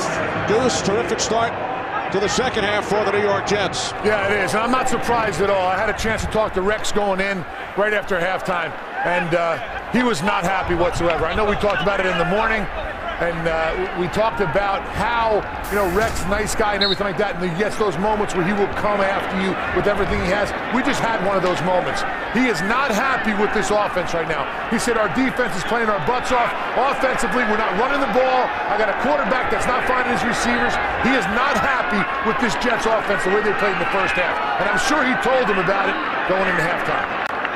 Tomlinson gains 3 on first down to the Packers' 45. Darryl, what adjustments do you think this Jets offense must make? Well, the big thing is one of the things we thought coming into the game is this Jets offense is the ground and pound philosophy. And, Rex Ryan said it's the running game and good defense that wins in the NFL, going up against a Green Bay front that's got a ton of injuries. And yet they're holding their own against, what a lot of people consider to be one of the more difficult running games in the NFL to defend. So that running game for the Jets has to get on track. On 2nd and 7 is Tomlinson again, getting 1 before he's tackled by Desmond Bishop. The Jets running attack, 2nd in the league. They average 159 yards per game on the ground, only 60 in the first half today. I'm going to go one step further. I agree with what the guys said at halftime. I think that the Jets came out, they had 6 days off. They're having a tough time getting back to the level of emotion that they need. The Green Bay Packers in the first half were much more emotional, played with more of a sense of urgency the first 30 minutes. We'll have to see if the Jets can raise their level and match it here in the second half. Packers with a bit of a short week after playing on Sunday night. Sanchez on 3rd and 7, and Holmes started to run before he had possession.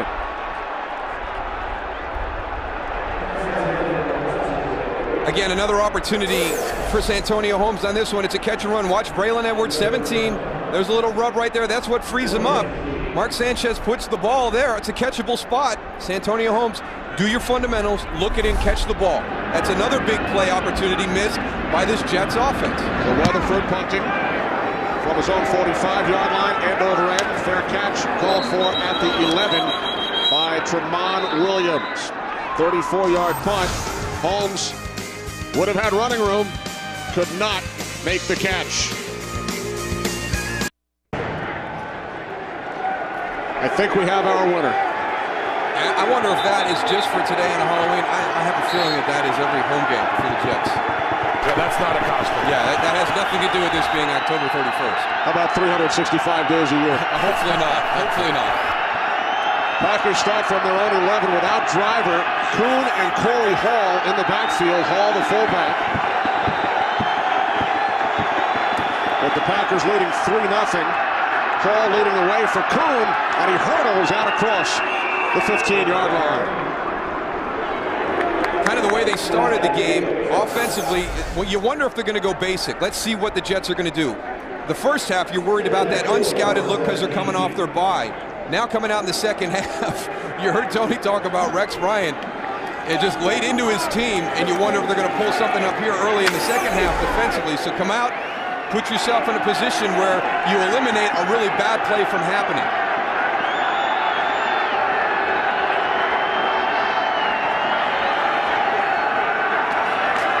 Second down on 4. Rodgers to Nelson. What a catch. with Antonio Cromartie on the coverage. A terrific catch is made by Jordy Nelson, who gains 19 yards. And again, we've talked about these corners, but this is one of the most difficult throws to defend in the NFL. The timing is excellent. The ball's, there's really no chance for Antonio Cromartie. He's still going upfield as Jordy Nelson is spinning around to make the catch. Nelson's second catch today. Jennings split to the left. Matched up with Revis. 3 wide receivers set. Off the fake. End around to Jones. There's Jennings downfield off his left hand. And we'll check in with Kurt Menefee in Los Angeles. Kurt? Tim Tebow has yet to throw a pass in his NFL career, but he's now scored on each side of the Atlantic. In London today, giving the Broncos a 7-3 lead on a 1-yard touchdown, his second TD run of the season. Kenny Moosey Deuce. And his first, Kurt, came against the Jets 2 weeks ago in Denver. Broncos and 49ers in London. 2nd and 10. All right, they are moving Revis with Jennings here in the second half. We'll keep it on the ground with Jackson. How about the quote from Greg Jennings earlier this week? Jennings said that he and James Jones will be, quote, ready for this? We'll be going trick-or-treating on Revis Island. I've never traveled that far to go trick-or-treating. And I have to bring my girls some type of candy back, so it will be fun. So that's what happens when you pass out good candy. You go a long way to that house to make sure you get the good candy. And you bring 2 masks. Sometimes you go twice. Sometimes you send your friends down to Revis Island. And see, here he is right here. So we've changed. There's Greg Jennings, and there's Revis on top of him. In the first half, he was not playing it that way. Packers have not converted on 3rd down today. This time they do. It is Jennings out to the 47-yard line for a gain of 11 and a Packers first down. So there's the adjustment in the second half by the Jets. It looks as though Darrelle Revis is going to match against Greg Jennings. He was playing him to the outside totally, knowing that he had help from the inside with Leonard. Gave him a little too much cushion on that one. Now Jennings and Revis spot him on the screen. Jones and Cromartie up top. 1st and 10 from the 48. Jackson across midfield. And it's Revis who knocks him out of bounds at the Jets' 44. Brandon Jackson gains 8. Darrelle Revis, of course, missed 2 games due to the left hamstring injury. Rex Ryan told us on Friday we have 2 healthy cornerbacks now. For the first time all season. I mean, that's a huge difference. And Antonio Cromartie, I think, played better than everybody expected as Darrelle Revis was coming back from that hamstring injury. So now 2 very, very good corners. 2nd down and 2. John Kuhn. Kuhn picks up the first down to the Jets' 40-yard line. There's some nice play calling by Mike McCarthy here to open this drive in the second half, Tony. Throwing a lot of different things at him. Really has this Jets defense off balance right now. Yeah, they do. They're going out at him with some zone blocking up front, cutting on the front side, man protection. It's really putting a mixed bag out there, keeping this Jets defense a little confused. McCarthy told us yesterday, I am very confident about this game. We will attack the Jets. Now we'll see if Aaron Rodgers, here's his 3rd corner option right down there. It's Jordy Nelson versus Drew Coleman. He's going to go after cornerback number 3. That's the matchup he wants. And the play is blown dead. Delay of game, offense number 12. 5-yard penalty, still first down. First Packers penalty today. And that's on Aaron Rodgers. You get up there, you've got to have that pace coming out. He knows it. You saw him hold his hand up. That's on me.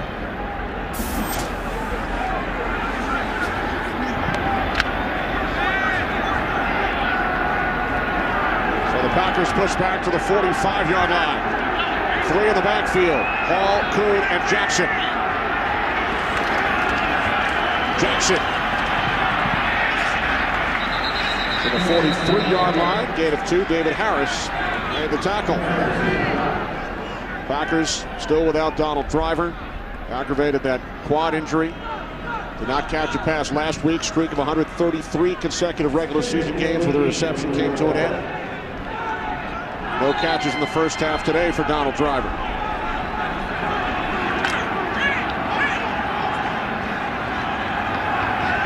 Nobody covering. Swain, bottom of the screen. Now Cromartie comes over.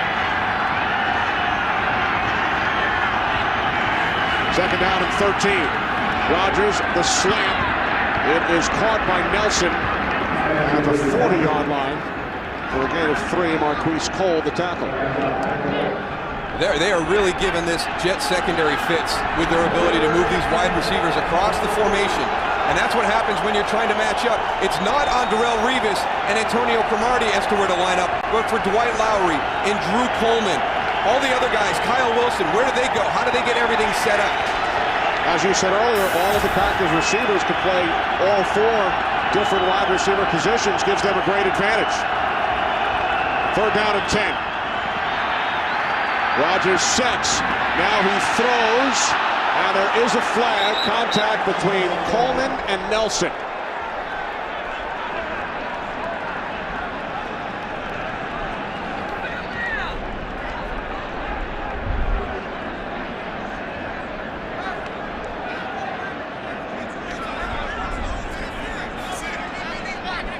There is no illegal contact as the passer was outside the pocket. Fourth down. So the flag is picked up. Packers will punt. Aaron Rodgers gets outside of the pocket, so that play is off. And here it is at the top. Jordy Nelson with Drew Coleman. I don't know if it's incidental. It looked like illegal contact beyond 5 yards.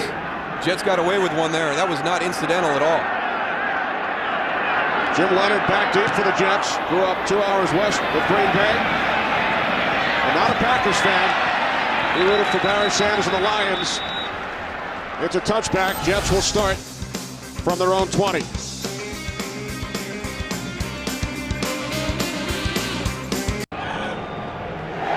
Mike McCarthy trying to get confirmation on that last penalty call, why it wasn't a flag, why the flag was picked up. Not just incidental contact, but illegal contact. Once you get outside that pocket, that play is off. Now, a lot of teams, to get away from pressure, will move the quarterback out of the pocket.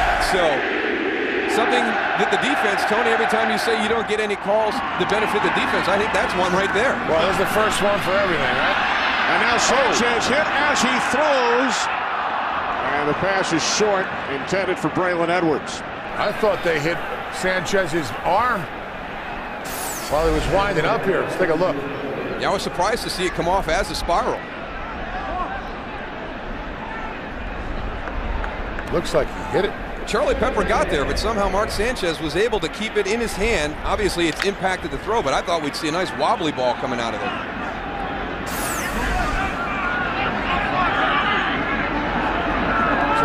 Pressure from Zombo.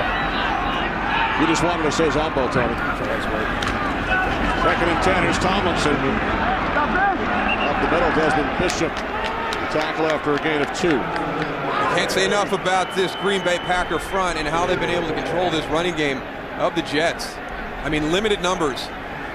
B.J. Raji and C.J. Wilson coming off the field now. That's the big thing. You know, the rotation, Goose, and all of a sudden you've got numbers down.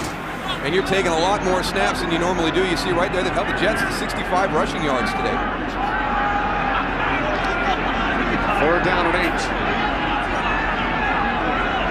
3 wide receivers plus the tight end Keller. Jets must get to the 30. Sanchez pump fakes. Now he throws. Cotchery makes the catch. Jericho Cotchery in Packers territory. A 49-yard pass play. Nice job with the protection of the New York Jets. Let's watch this right here. They're rushing 4. The outside, the Damian Tomlinson goes. Does a nice job of pickup. Late pressure, but Mark has a lot of time in the pocket. You see Nick Collins getting there late. He was eyeing Dustin Keller on the third down situation. That's Mark Sanchez's go-to guy. He sunk down into the box and that opened up the middle of the field for Mark Sanchez. Biggest play for the Jets offense today. There's Sean Green, and Green on first down takes it to the 20-yard line for a gain of 8. This is where the Jets want to be. It's 2nd and 2, 2nd and 3. Now you could do anything. Now the defense has really got to be on their toes. You got the defensive coordinator for the Green Bay Packers wondering, all right, what are they going to come out with? Could it be a screen? Is it going to be a draw? Are they going to go downfield? A lot of question marks. Well, remember, this is a spot where Mark Sanchez said Green Bay brings a lot of pressure right as you get to the edge of the red zone. Penalty marker as Green picks up a first down. Holding, 74 the offense. 10-yard penalty, still 2nd down. That's the center again, Nick Mangold. That's a big penalty right there. Right as you're going to break into the red zone, get your first down. Going to pull this one back. And again, it's in that fringe area, and one of the reasons that Mark Sanchez is expecting pressure, he is a young quarterback. Is he going to take a sack that all of a sudden puts them in a position where they don't have a field goal opportunity? He was prepared for it. We'll see how he executes. 2nd down and 12. Sanchez looking for the tight end, Keller. Incomplete.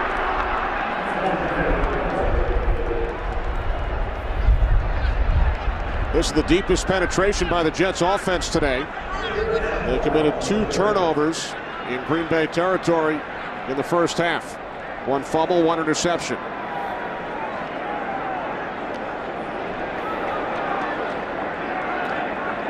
Jets average 26.5 points per game. Have not yet scored today. 3rd down and 12.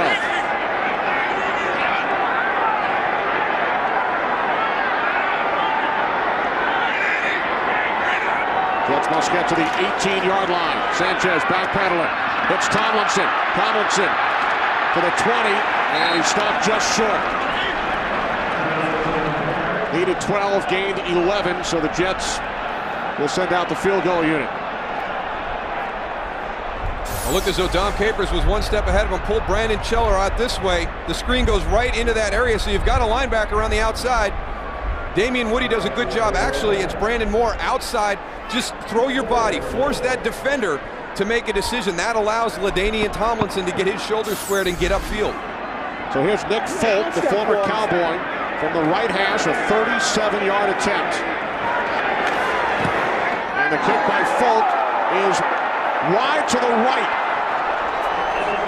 Looks like he tried to play to wind, and there was no wind up there to play. Crosby missed earlier, wide to the left. Now it's Folk, wide to the right. The score remains 3-0 Green Bay. Today's game is sponsored by Chevrolet. Every model is backed by a 100,000-mile, 5-year powertrain limited warranty.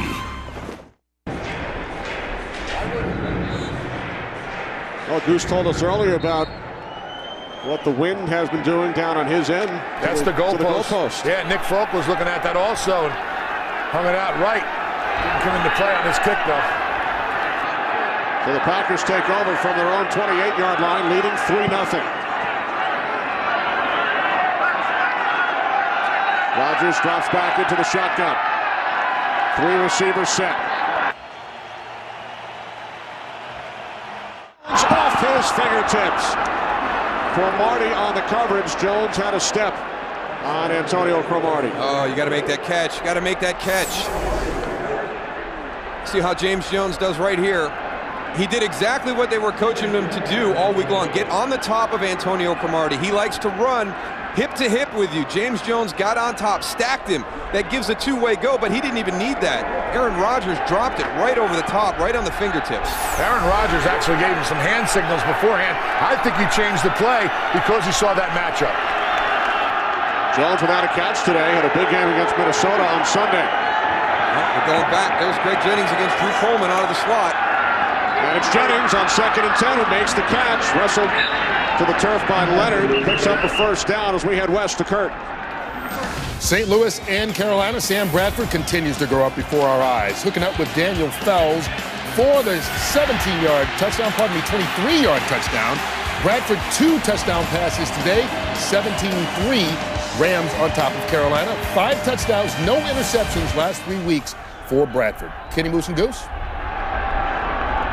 I have been so impressed by Sam Bradford's play this year as a rookie. A lot of concerns coming in with those injuries to that throwing shoulder. He's had a great start to his rookie year. Rams looking to even their record at 4-4. What a tackle on Kuhn. Brought up by Bart Scott, loss of 2. Well, Bart Scott identified that run real quick and came right through the line of scrimmage.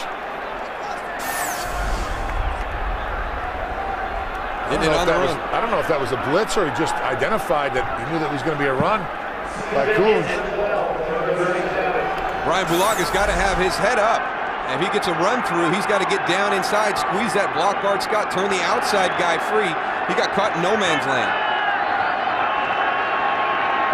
Empty backfield, 2nd and 12.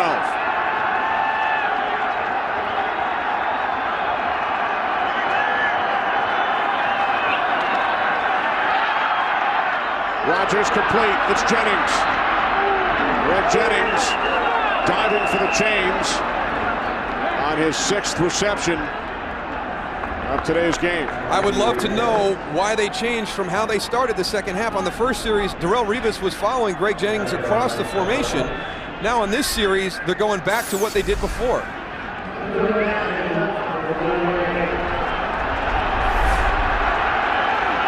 Jennings stopped just shy of the marker. 3rd down and 1.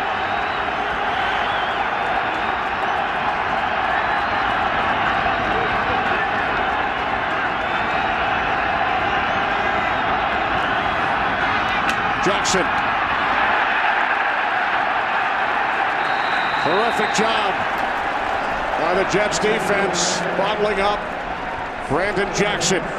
Well, if you look at this play, Chad Clifton had no clue what the play that Aaron Rodgers called was.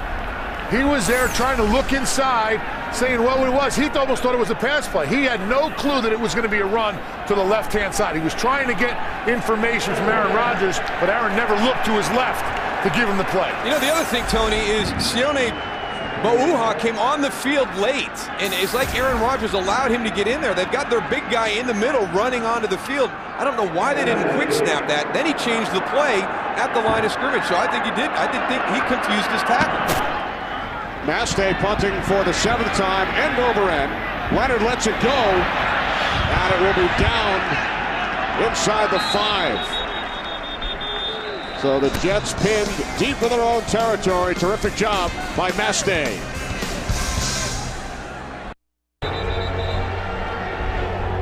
America's Game of the Week coming up following the Jets and the Packers. Many of you will see the Vikings and the Patriots. Coverage begins after our game right here on Fox. Check local listings for the game in your area. Jets start from their own 5-yard line, trailing the Packers 3-0. Late 3rd quarter.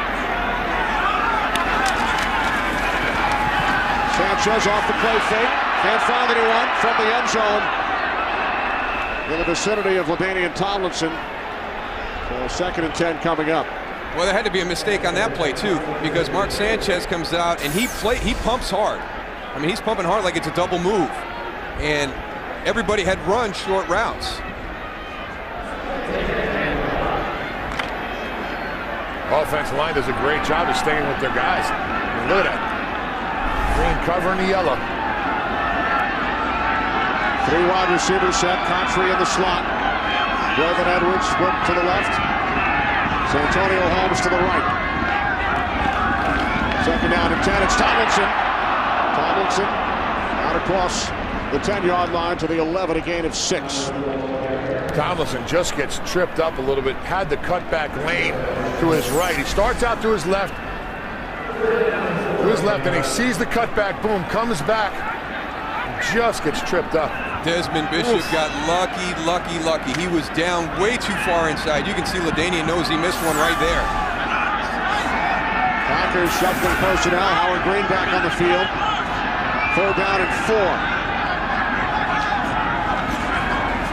Sanchez quickly to the outside, and it's a 1st down for Jericho Contry at the 19-yard line as time winds down in this 3rd quarter, a gain of 8. So the Jets move the chains, trailing the Packers by the score of 3-0 as this third quarter comes to an end from the Meadowlands. Fox NFL Sunday will return after these messages and a word from your local Fox station.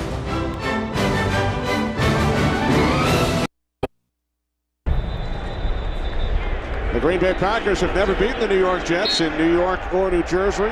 They are 0-4, but they can thank this area for a big part of their history. Vince Lombardi, born in Brooklyn, began his high school coaching career in the state of New Jersey. Packers lead as we start the fourth quarter, 3-0. Sanchez pass sails out of bounds, intended for the tight end, Dustin Keller. Well, they've done a good job there with that matchup. They know how important Dustin Keller is to Mark Sanchez in the passing game. I think Brian Schottenheimer, early in the game, had a lot of confidence in Santonio Holmes. He was really the key to this passing game in the first half. Had a big opportunity for a play here in the second half. Just took his eyes off the ball. Brad Smith, Wildcat, on 2nd and 10. They have a bunch set up top, only 2 guys covering. Smith out to the 23-yard line. Howard Green, the former Jet, makes the tackle. This is a nice job by this Jet offensive line right here. Nothing fancy about this play.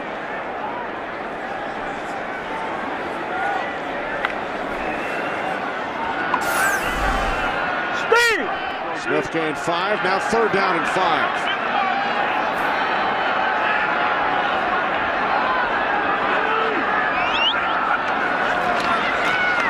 Sanchez, a pump fake.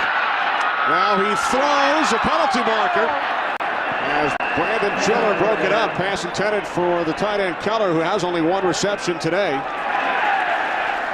And it looks like it will go against Brandon Chiller. Prior to the pass, holding, 54, defense. 5-yard penalty, automatic first down. And you heard the start of the call prior to the pass. So this is going to be on the release of the route. Just a little tug.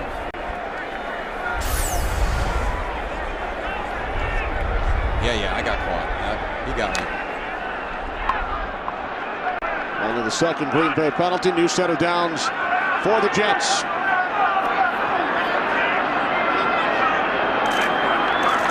From the 28-yard line, the toss to Tomlinson, and then he hands it off to Cotchery, who dropped it, picked it back up, and is tackled at the 20-yard line.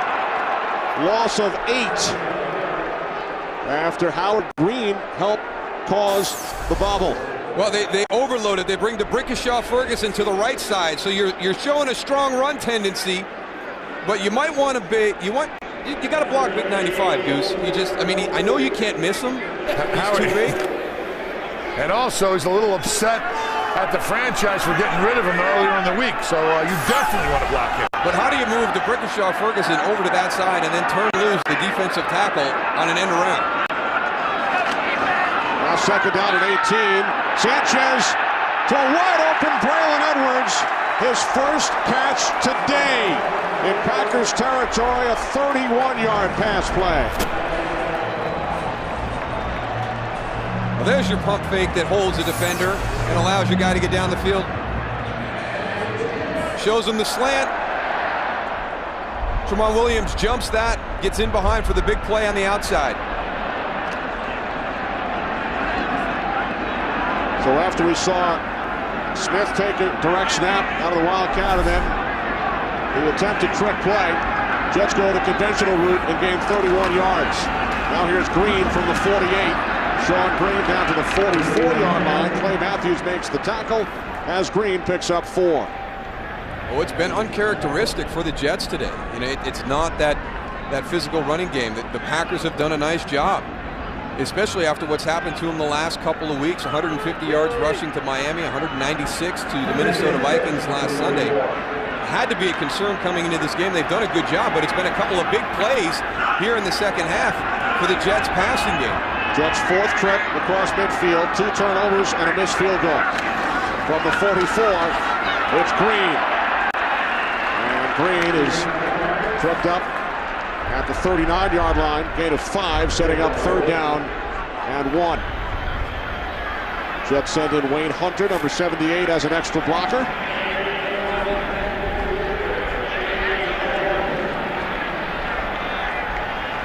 They're going to bring the big boys in for the 3rd and 1 now.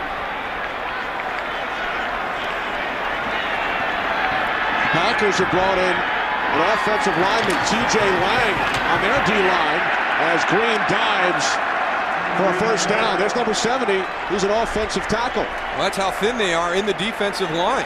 When you go short yardage and goal line, you got to pull somebody in from the offensive line. All won by that Jets offense up front. Great pad level. They kept everybody down from Green Bay. Nobody could come over the top and try and meet Sean Green in the hole. They pushed that line of scrimmage a yard down the field.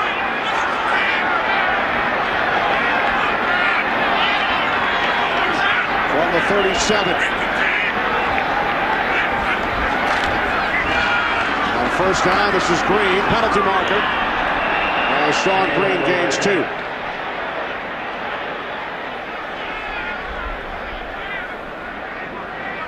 Holding, 81, the offense, 10-yard penalty, still 1st down. Tight end Dustin Keller. This is where that run game's going to help you, too. Watch right here, Dustin Keller. Outside, you can't grab outside. If you're going to grab somebody, you got to grab inside the numbers, inside the jersey. When it's outside, especially Clay Matthews, you got too many eyes out there, you're going to get called all the time.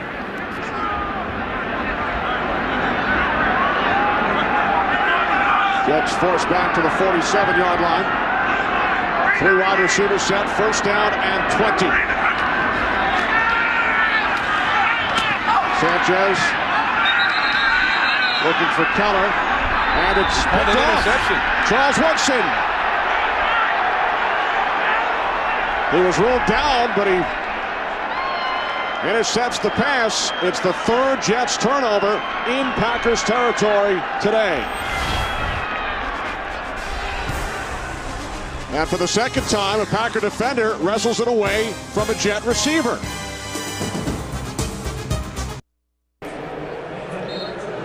Charles Woodson with the interception, his 2nd of the season, 47th of his career.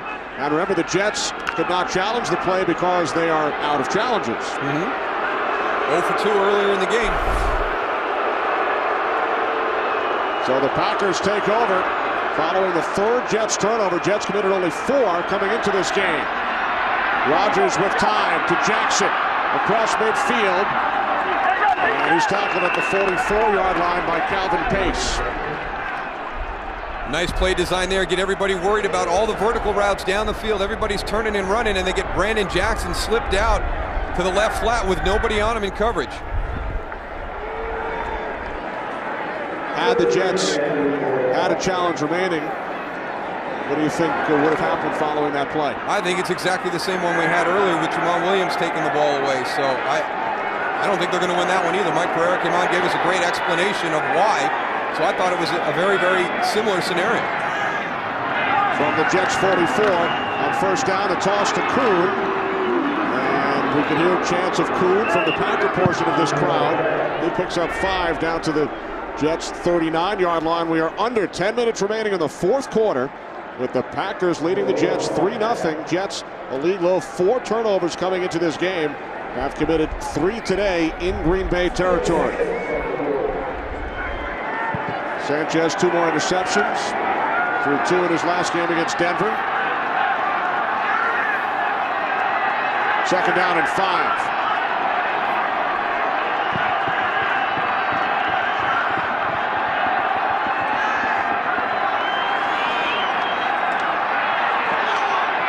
Rodgers firing downfield, but Jones stopped. Cromartie on the coverage. 3rd down and 5 upcoming. And we had a couple of those against the Minnesota Vikings last week. Some miscommunication between Aaron Rodgers and some of the wide receivers on what to do at the top of the route based on the coverage they were seeing. Yeah, so again, right there, there's an example of the quarterback and the wide receiver not being on the same page.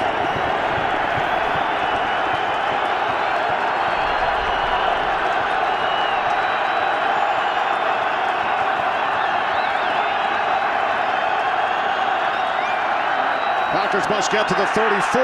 Rodgers fires, and the pass is caught for a first down by Jordy Nelson, who signals first down, a gain of 14 as Rodgers is helped back up. He got the pass off, but boy, he paid for it. Yeah, but he does a great job finding his number 3 guy. He has a lot of respect for Antonio Cromartie and Darrelle Revis. He talked to us about trying to find that other matchup, and that was Jordy Nelson on that play. Nelson with 4 catches today. First and 10 from the Jets' 26.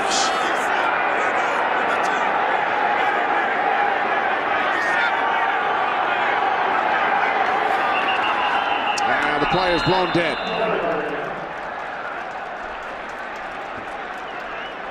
False start, 76 offense, 5-yard penalty, still first down.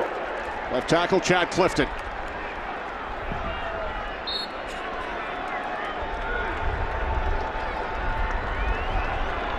Mike McCarthy's Packers, no stranger to close games. Their last 5 games have been decided by 4 points or less. All 3 of their losses have been by exactly 3 points, including 2 in overtime. They leave this one 3-0. First down and 15 following the penalty. Rodgers takes off and slides down at the 26-yard line.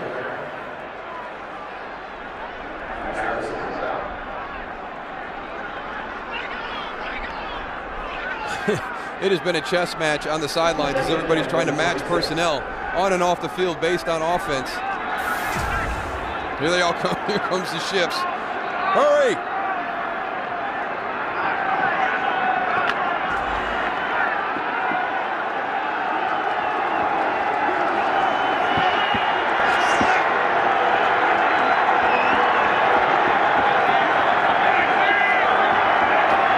Rodgers on 2nd and 10, backpedaling, pump fake, and he throws it away, and we will head back to Los Angeles and Kurt. As you see Aaron Rodgers limping, the guy that he replaced, not much limp there for Brett Favre as he takes the field in New England. Looks like he will start against the Patriots as Randy Moss heads back to New England for the first time since that trade as well. It's America's Game of the Week coming your way when you guys are done there with the new medal weight. Kenny Moose and Deuce. All right, Kurt, as we were listening to Kurt preview America's Game of the Week, a late flag was thrown. We saw the signal for illegal receiver down the field. Greg Jennings is blocking, so there was a mix-up again with the play call. And downfield on a forward pass, number 75 of the offense. That penalty's decline, 3rd down. 75 is the rookie right tackle out of Iowa, Brian Bulaga. And you saw Aaron Rodgers turn his ankle trying to make that throw. But again, that's 2 plays in a row where not everybody is on the same page. Aaron Rodgers has got a play pass called. Greg Jennings is blocking down the field. Brian Bulaga releases down the field, so you had at least 2 guys that were thinking run and 9 guys that were thinking pass. 3rd down and 10. Empty backfield, 4 wide receivers set.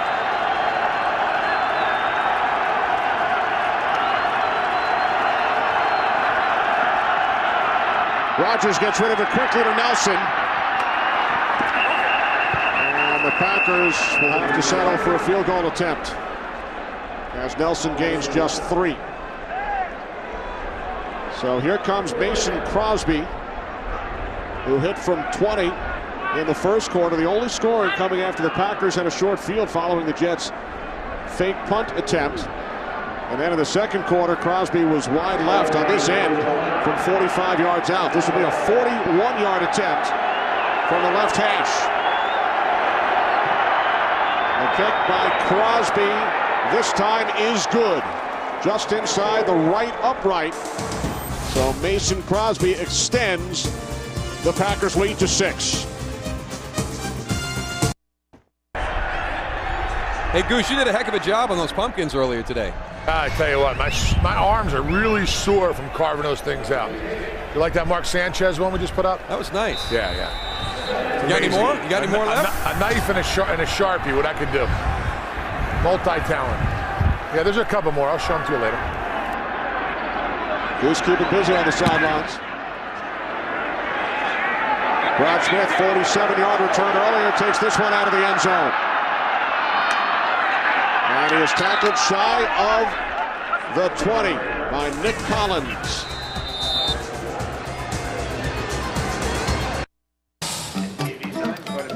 Well, Goose, you were carving pumpkins earlier, and you've also been immortalized at the Madame Tussauds Wax Museum in Manhattan. If wax is traded as a commodity, I'm buying a whole bunch of wax. Yeah. That's awesome. They got enough wax, don't worry. Yeah, it's going to be cool. We're doing a thing for Man Caves. We're going to build them a nice set. We have some fun at the Super Bowl with it.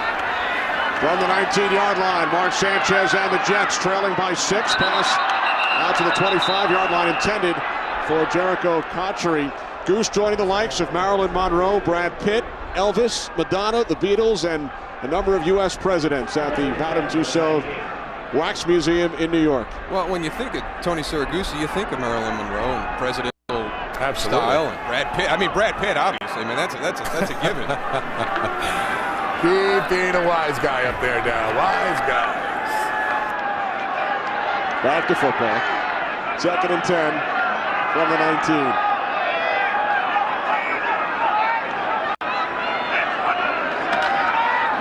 Inside handoff to Tomlinson. Jets under 100 yards on the ground today. They average 159, and Brian Schottenheimer now thinking ahead to a 3rd down and 6 play call. And hats off to the Green Bay Packers. Dom Capers have just done a great job with, limited personnel, being able to match up against these guys. And at the beginning of the game, we talked about the Green Bay passing game going against a healthy Darrelle Revis, Antonio Cromartie. But the concern was, could they hold up against this Jets ground game? And they've done a great job all afternoon. The Jets team that had 2 weeks to prepare, coming off the bye, and they average over 26 points per game. Shutout so far today. Sanchez in trouble on 3rd down. He takes off. Now he throws, and the catch is made by Keller. Dustin Keller takes it all the way down to the Green Bay 37-yard line. Sanchez able to get the pass away, and Keller gains 44 yards. Pressure on the outside. Here comes Clay Matthews. A little stunt. He thinks the play's over. He's got his back toward Mark Sanchez, scrambling down the field with his eyes. And now Sanchez to the 35, gain of 2. Look at him scanning down the field. Finds Dustin Keller against Nick Collins. Good touch over the top.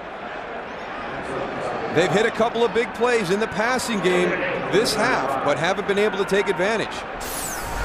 Remember, 4 trips into Packers territory. 3 turnovers, 1 missed field goal. 2nd and 8.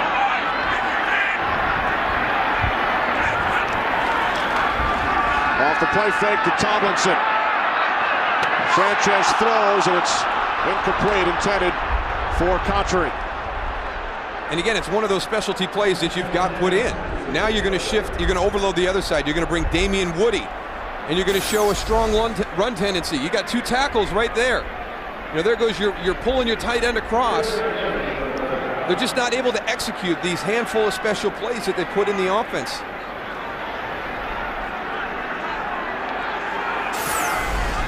So now a huge play, 3rd down and 8 from the Packers 35. 3 wide receivers plus Keller. Sanchez fires downfield. Cotchery could not make the catch. Tramon Williams on the coverage.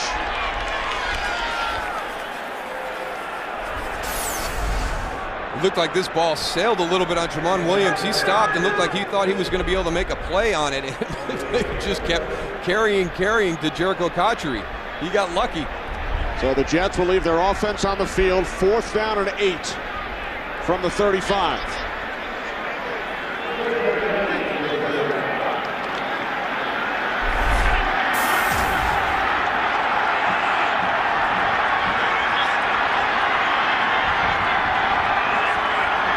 Jets must get to the 27.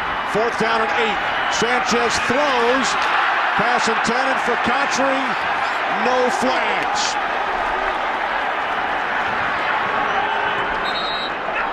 I don't have a problem with a call on 4th down, but on 3rd down, I think if you're in that situation when you're on the cusp of that hard decision, play 2 smart plays on 3rd and 4th down, give you a better down and distance.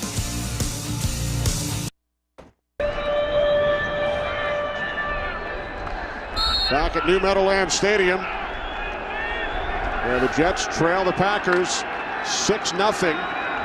Green Bay takes over on downs after the incompletion on 4th and 8.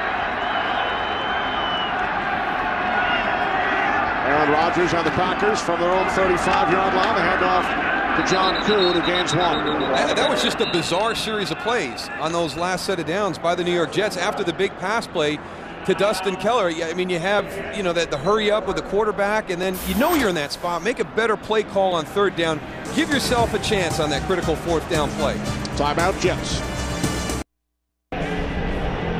Jets have not been shut out since November of 2006. 10-0 home loss to the Bears in Eric Mangini's first season as Jets head coach.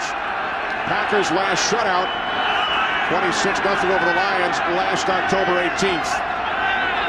2nd down and 8 for Green Bay. The toss to Jackson following the Jets timeout, and he loses a yard.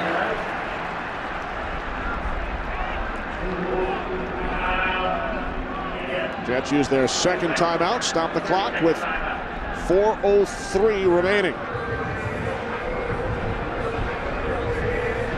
Coming up following the Jets and the Packers, it will be America's Game of the Week. Most of you will see the Minnesota Vikings and the New England Patriots. 2nd game of our Fox NFL Sunday doubleheader, followed by the OT, and then Game 4 of the World Series between San Francisco Giants and the Texas Rangers. All you need is one channel, and that's Fox, Kenny Albert. That's correct? it. Catch it all right here. That's it, Goose. America's Game of the Week. The OT. Baseball. 3rd down and 10 with 4:03 remaining.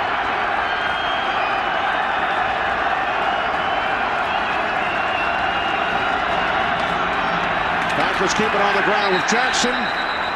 Now Green Bay will punt.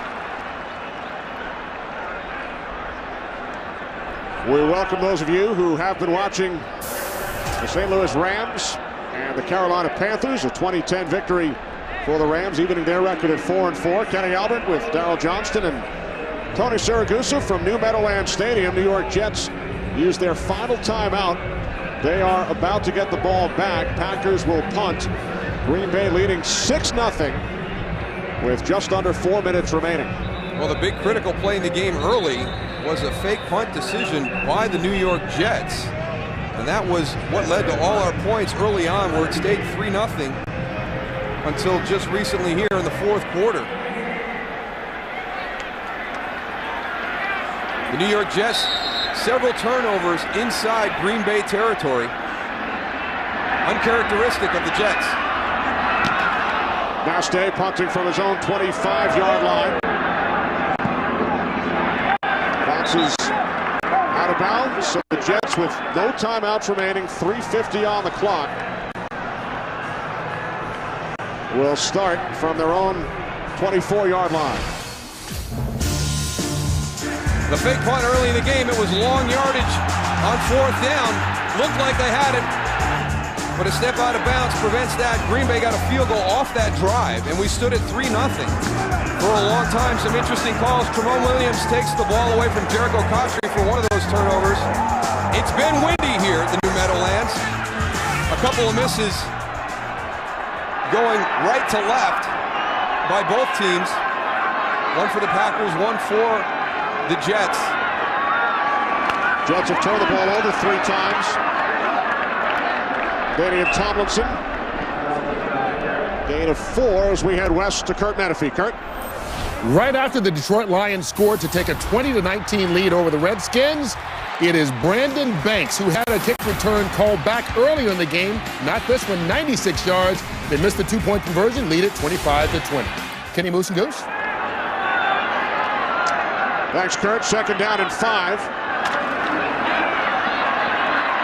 Sanchez downfield. Cotchery loses the football, but it is ruled an incomplete pass.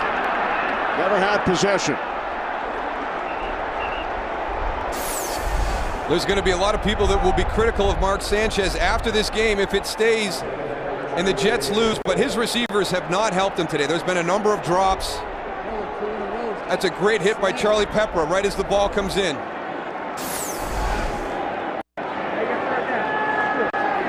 now 3rd down and 5.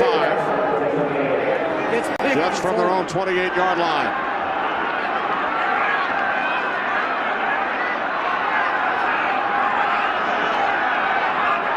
Jets must get to the 33 for a first down. Sanchez in trouble, taken down by his college teammate, Clay Matthews, back at the 22-yard line. Loss of 6, 9.5 sacks for Clay. That leads the entire National Football League. Well, Damian Woody had done a great job all afternoon. That's just a tremendous spin move by Clay Matthews right there. And because the Jets used all their timeouts on that last series by the Packers, they have to go for it here on 4th down. I was a little bit concerned about the fact that they burned them all. It didn't make a whole lot of sense to me to use all 3. I was surprised about the 3rd one.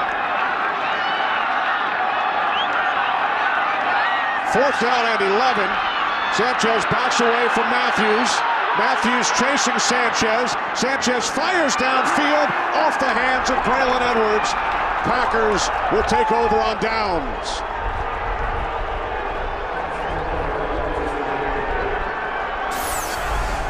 In this situation, you've got to work back to your quarterback. I know Braylon Edwards is open down the sideline, but it's like everything else. You can't stand there and wave your hands. The ball is going to be in the air for a while. It gives plenty of time for Nick Collins to come across the field, but somebody has to work back to Mark Sanchez. Everybody was working away downfield. Look at, you've got one guy down low. Everybody out here, hey, finally somebody, it's Antonio Holmes, but that's, or Jericho Cotchery, but that's too late. You know, Moose, you're absolutely right. He did not get any help from his receivers today, especially them 2 turnovers. If they just held on to the ball when they went down to the ground and fought for it, there's 2 less turnovers they would have had in this game. The big hit by Charlie Pepper on the pass to Jericho Cotchery, that ends up being a huge play out near midfield. Jeff, with no timeouts remaining, here's Jackson. We just saw Clay Matthews on the sideline. We asked Clay yesterday, are you excited to see Mark Sanchez?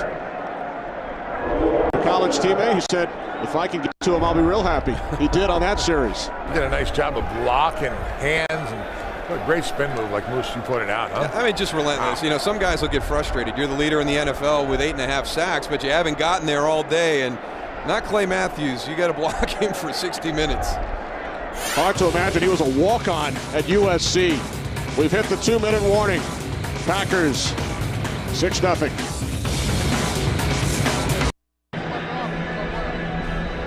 Two minutes remaining here at the Meadowlands. Coming up, America's Game of the Week. Vikings and the Patriots. New England keeping a close eye on this one. Coming into play today, Patriots and Jets tied atop the AFC East at 5-1. Remember, the Jets are out of timeouts. It has been a game of mistakes by the New York Jets. They've been in Packers territory 5 times, unable to score, 3 turnovers. Mason Crosby, 2 field goals accounting for all of the scoring. The quarterback numbers. And the Packers are 1:35 away from their first road shutout since 1991 in Tampa Bay. Well, when you have a game like the Jets had today, you're going to spend the first couple of days of the next week answering a lot of questions. That series that won after the big catch by Dustin Keller, you know, assuming that they hurried up with that quarterback to make sure that Mark Sanchez was not beyond the line of scrimmage to check that play. But then that leaves you with just 3 downs left, right at that 35-yard line, which is that kind of that tough spot. And then some of the play calling there, you're going to go for it on 4th down. I would have liked to have seen a call on 3rd down that gave you more options. Then on the next series, you know, Green Bay gets the ball, and consecutively you burn your 3 timeouts. And you're right around the 4-minute mark. I thought that, yeah, use 2 of them, but keep 1 in your pocket. And when you don't, now when you get to the 4th down situation here, you're forced to go for it on 4th down in your end of the field on an all-or-nothing chance. And you know, we've just seen so many opportunities. It's a lot of little things during the course of the day. You know, some drop passes. Jericho Cotchery had an opportunity for a big catch out near midfield. on that drive. But they'll be answering a lot of questions at the Jets facility this week, you know, the entire week off. The fake punt, the turnovers in Green Bay territory. There's going to be a number of things that people are going to want answers to. Well, you know what, Moose? They're only one play away from winning this game, really. Absolutely. You know, it's only 6 points. Green Bay, you know, as good a game as it was for Green Bay, they put 2 field goals up. I mean, it's 6 points. And I think that the Jets fix a couple things, like we talked about. The receivers go and play a little bit better. They stick with the run game a little bit more. This could have been a whole different game, but they're only going to get better, Goose. You know, the defense with Darrelle Revis getting healthier and healthier, Santonio Holmes becoming more comfortable in this offense. So yeah, but the big thing is what you said at halftime. Rex Ryan was not happy with his offense, and having them being shut out with his defense only giving up 6. He's going to be very upset with him now. 40-yard attempt, Mason Crosby, and it just sneaks through. So that kick will serve as the exclamation point for the Green Bay Packers here at the Meadowlands today against a Jets club that has not lost since week 1, Monday night, September 13th, to the Ravens. They have won their last 5 since. So the Packers now lead 9-0 coming up on America's Game of the Week. Most of you will see the Minnesota Vikings and the New England Patriots. Tom Brady, Brett Favre, Randy Moss returning to Foxborough. Buccaneers take on the Cardinals, Seahawks, and the Raiders. America's Game of the Week following the Packers and the Jets. Hats off to this Green Bay defense, though, coming into the game, beat up. Not a lot of guys in the lineup. They've been hit by a lot of injuries this season. They've given up almost 200 to Minnesota last Sunday, 150 to Miami the week before that. They keep this really potent Jets ground game under 100 yards today. So hats off to that Green Bay defense. That's an excellent job. And their offensive line, like you mentioned before the game, Moose, there was a lot of pressure on that offensive line to stop this very aggressive Jets defense, and they got it done today. You think Howard Green goes home with a game ball? I don't know, but they need to get him a new shirt. Crosby's kick taken at the 2 by Smith. And Brad Smith wrapped up at the 27. Great job by our entire crew, led by producer Barry Landis, director Michael Frank, associate directors Jeremy Green and Darren Foster, associate producer Chirag Devaskar, our technical producer David M. Hill, and the technical director is Beepin Vidge. There's Howard Green, started the week as a Jet, attempted to return home to Louisiana, received a phone call, you're heading to Green Bay. Traveled to Wisconsin late in the week, and then it was back to New Jersey on Saturday. Eric Merlis crunching the numbers. Thanks to Ben Bowman, Matt Banovic, Rick Camps, and Lou Tribbiani. Sanchez. Patry heading for the sidelines. Clock stops with 9 seconds remaining. Jets on the road the next 2 weeks. They will visit Detroit and Cleveland. Up next for the Packers, the Dallas Cowboys. They trail Jacksonville with 2 minutes remaining, 35-17. Looks like the Cowboys will drop to 1-6. Unbelievable. They've got the meat of their schedule coming up, and that schedule came out, and you looked at it for 2010. They're getting into the toughest part of it right now. Could be very ugly for them, almost. At 1-6. Jets will drop to 5-2. Packers raise their record to 5-3 as the game will end on that slide by Mark Sanchez. Green Bay with their first road shutout since 1991.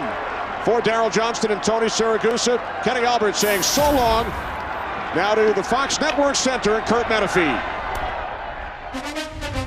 Welcome to the AT&T Game Break. The Green Bay Packers with a big win today at the Meadowlands, just a week after beating up on Brett Favre and the Vikings. Today, Favre takes his show on the road and will start at New England as America's Game of the Week comes your way in just a moment. The Vikings at the Patriots here in high definition only on Fox. But right now, it's time for the AT&T Game Break. Kurt Menefee along with Terry, Howie, Michael, and Jimmy. And let's talk a little bit about that game, Jimmy. The Vikings Well, they're desperate for a win no matter where they are. Right now, people are wondering, should Brett Favre be in this position to be starting? Well, personally, I think Jackson is going to be someone that would give them fewer errors. But if Brett Favre will rely on the defense, because, really you look at New England, they don't have great stats on defense. They can run the football with Peterson, they can play defense, just avoid the turnover and he'll be fine. But with the injury to Brett Favre's ankle and all that, he needs to rely on other guys. The way he's going to set up in the pocket when he releases the ball to step into the throw, all the things that we said earlier today, all those things are going to come into effect. Harvin in the slot and on special teams, big key today. Oh, yeah, in this game, Randy Moss also going back to New England. Don't forget that. Kickoff comes your way right after this.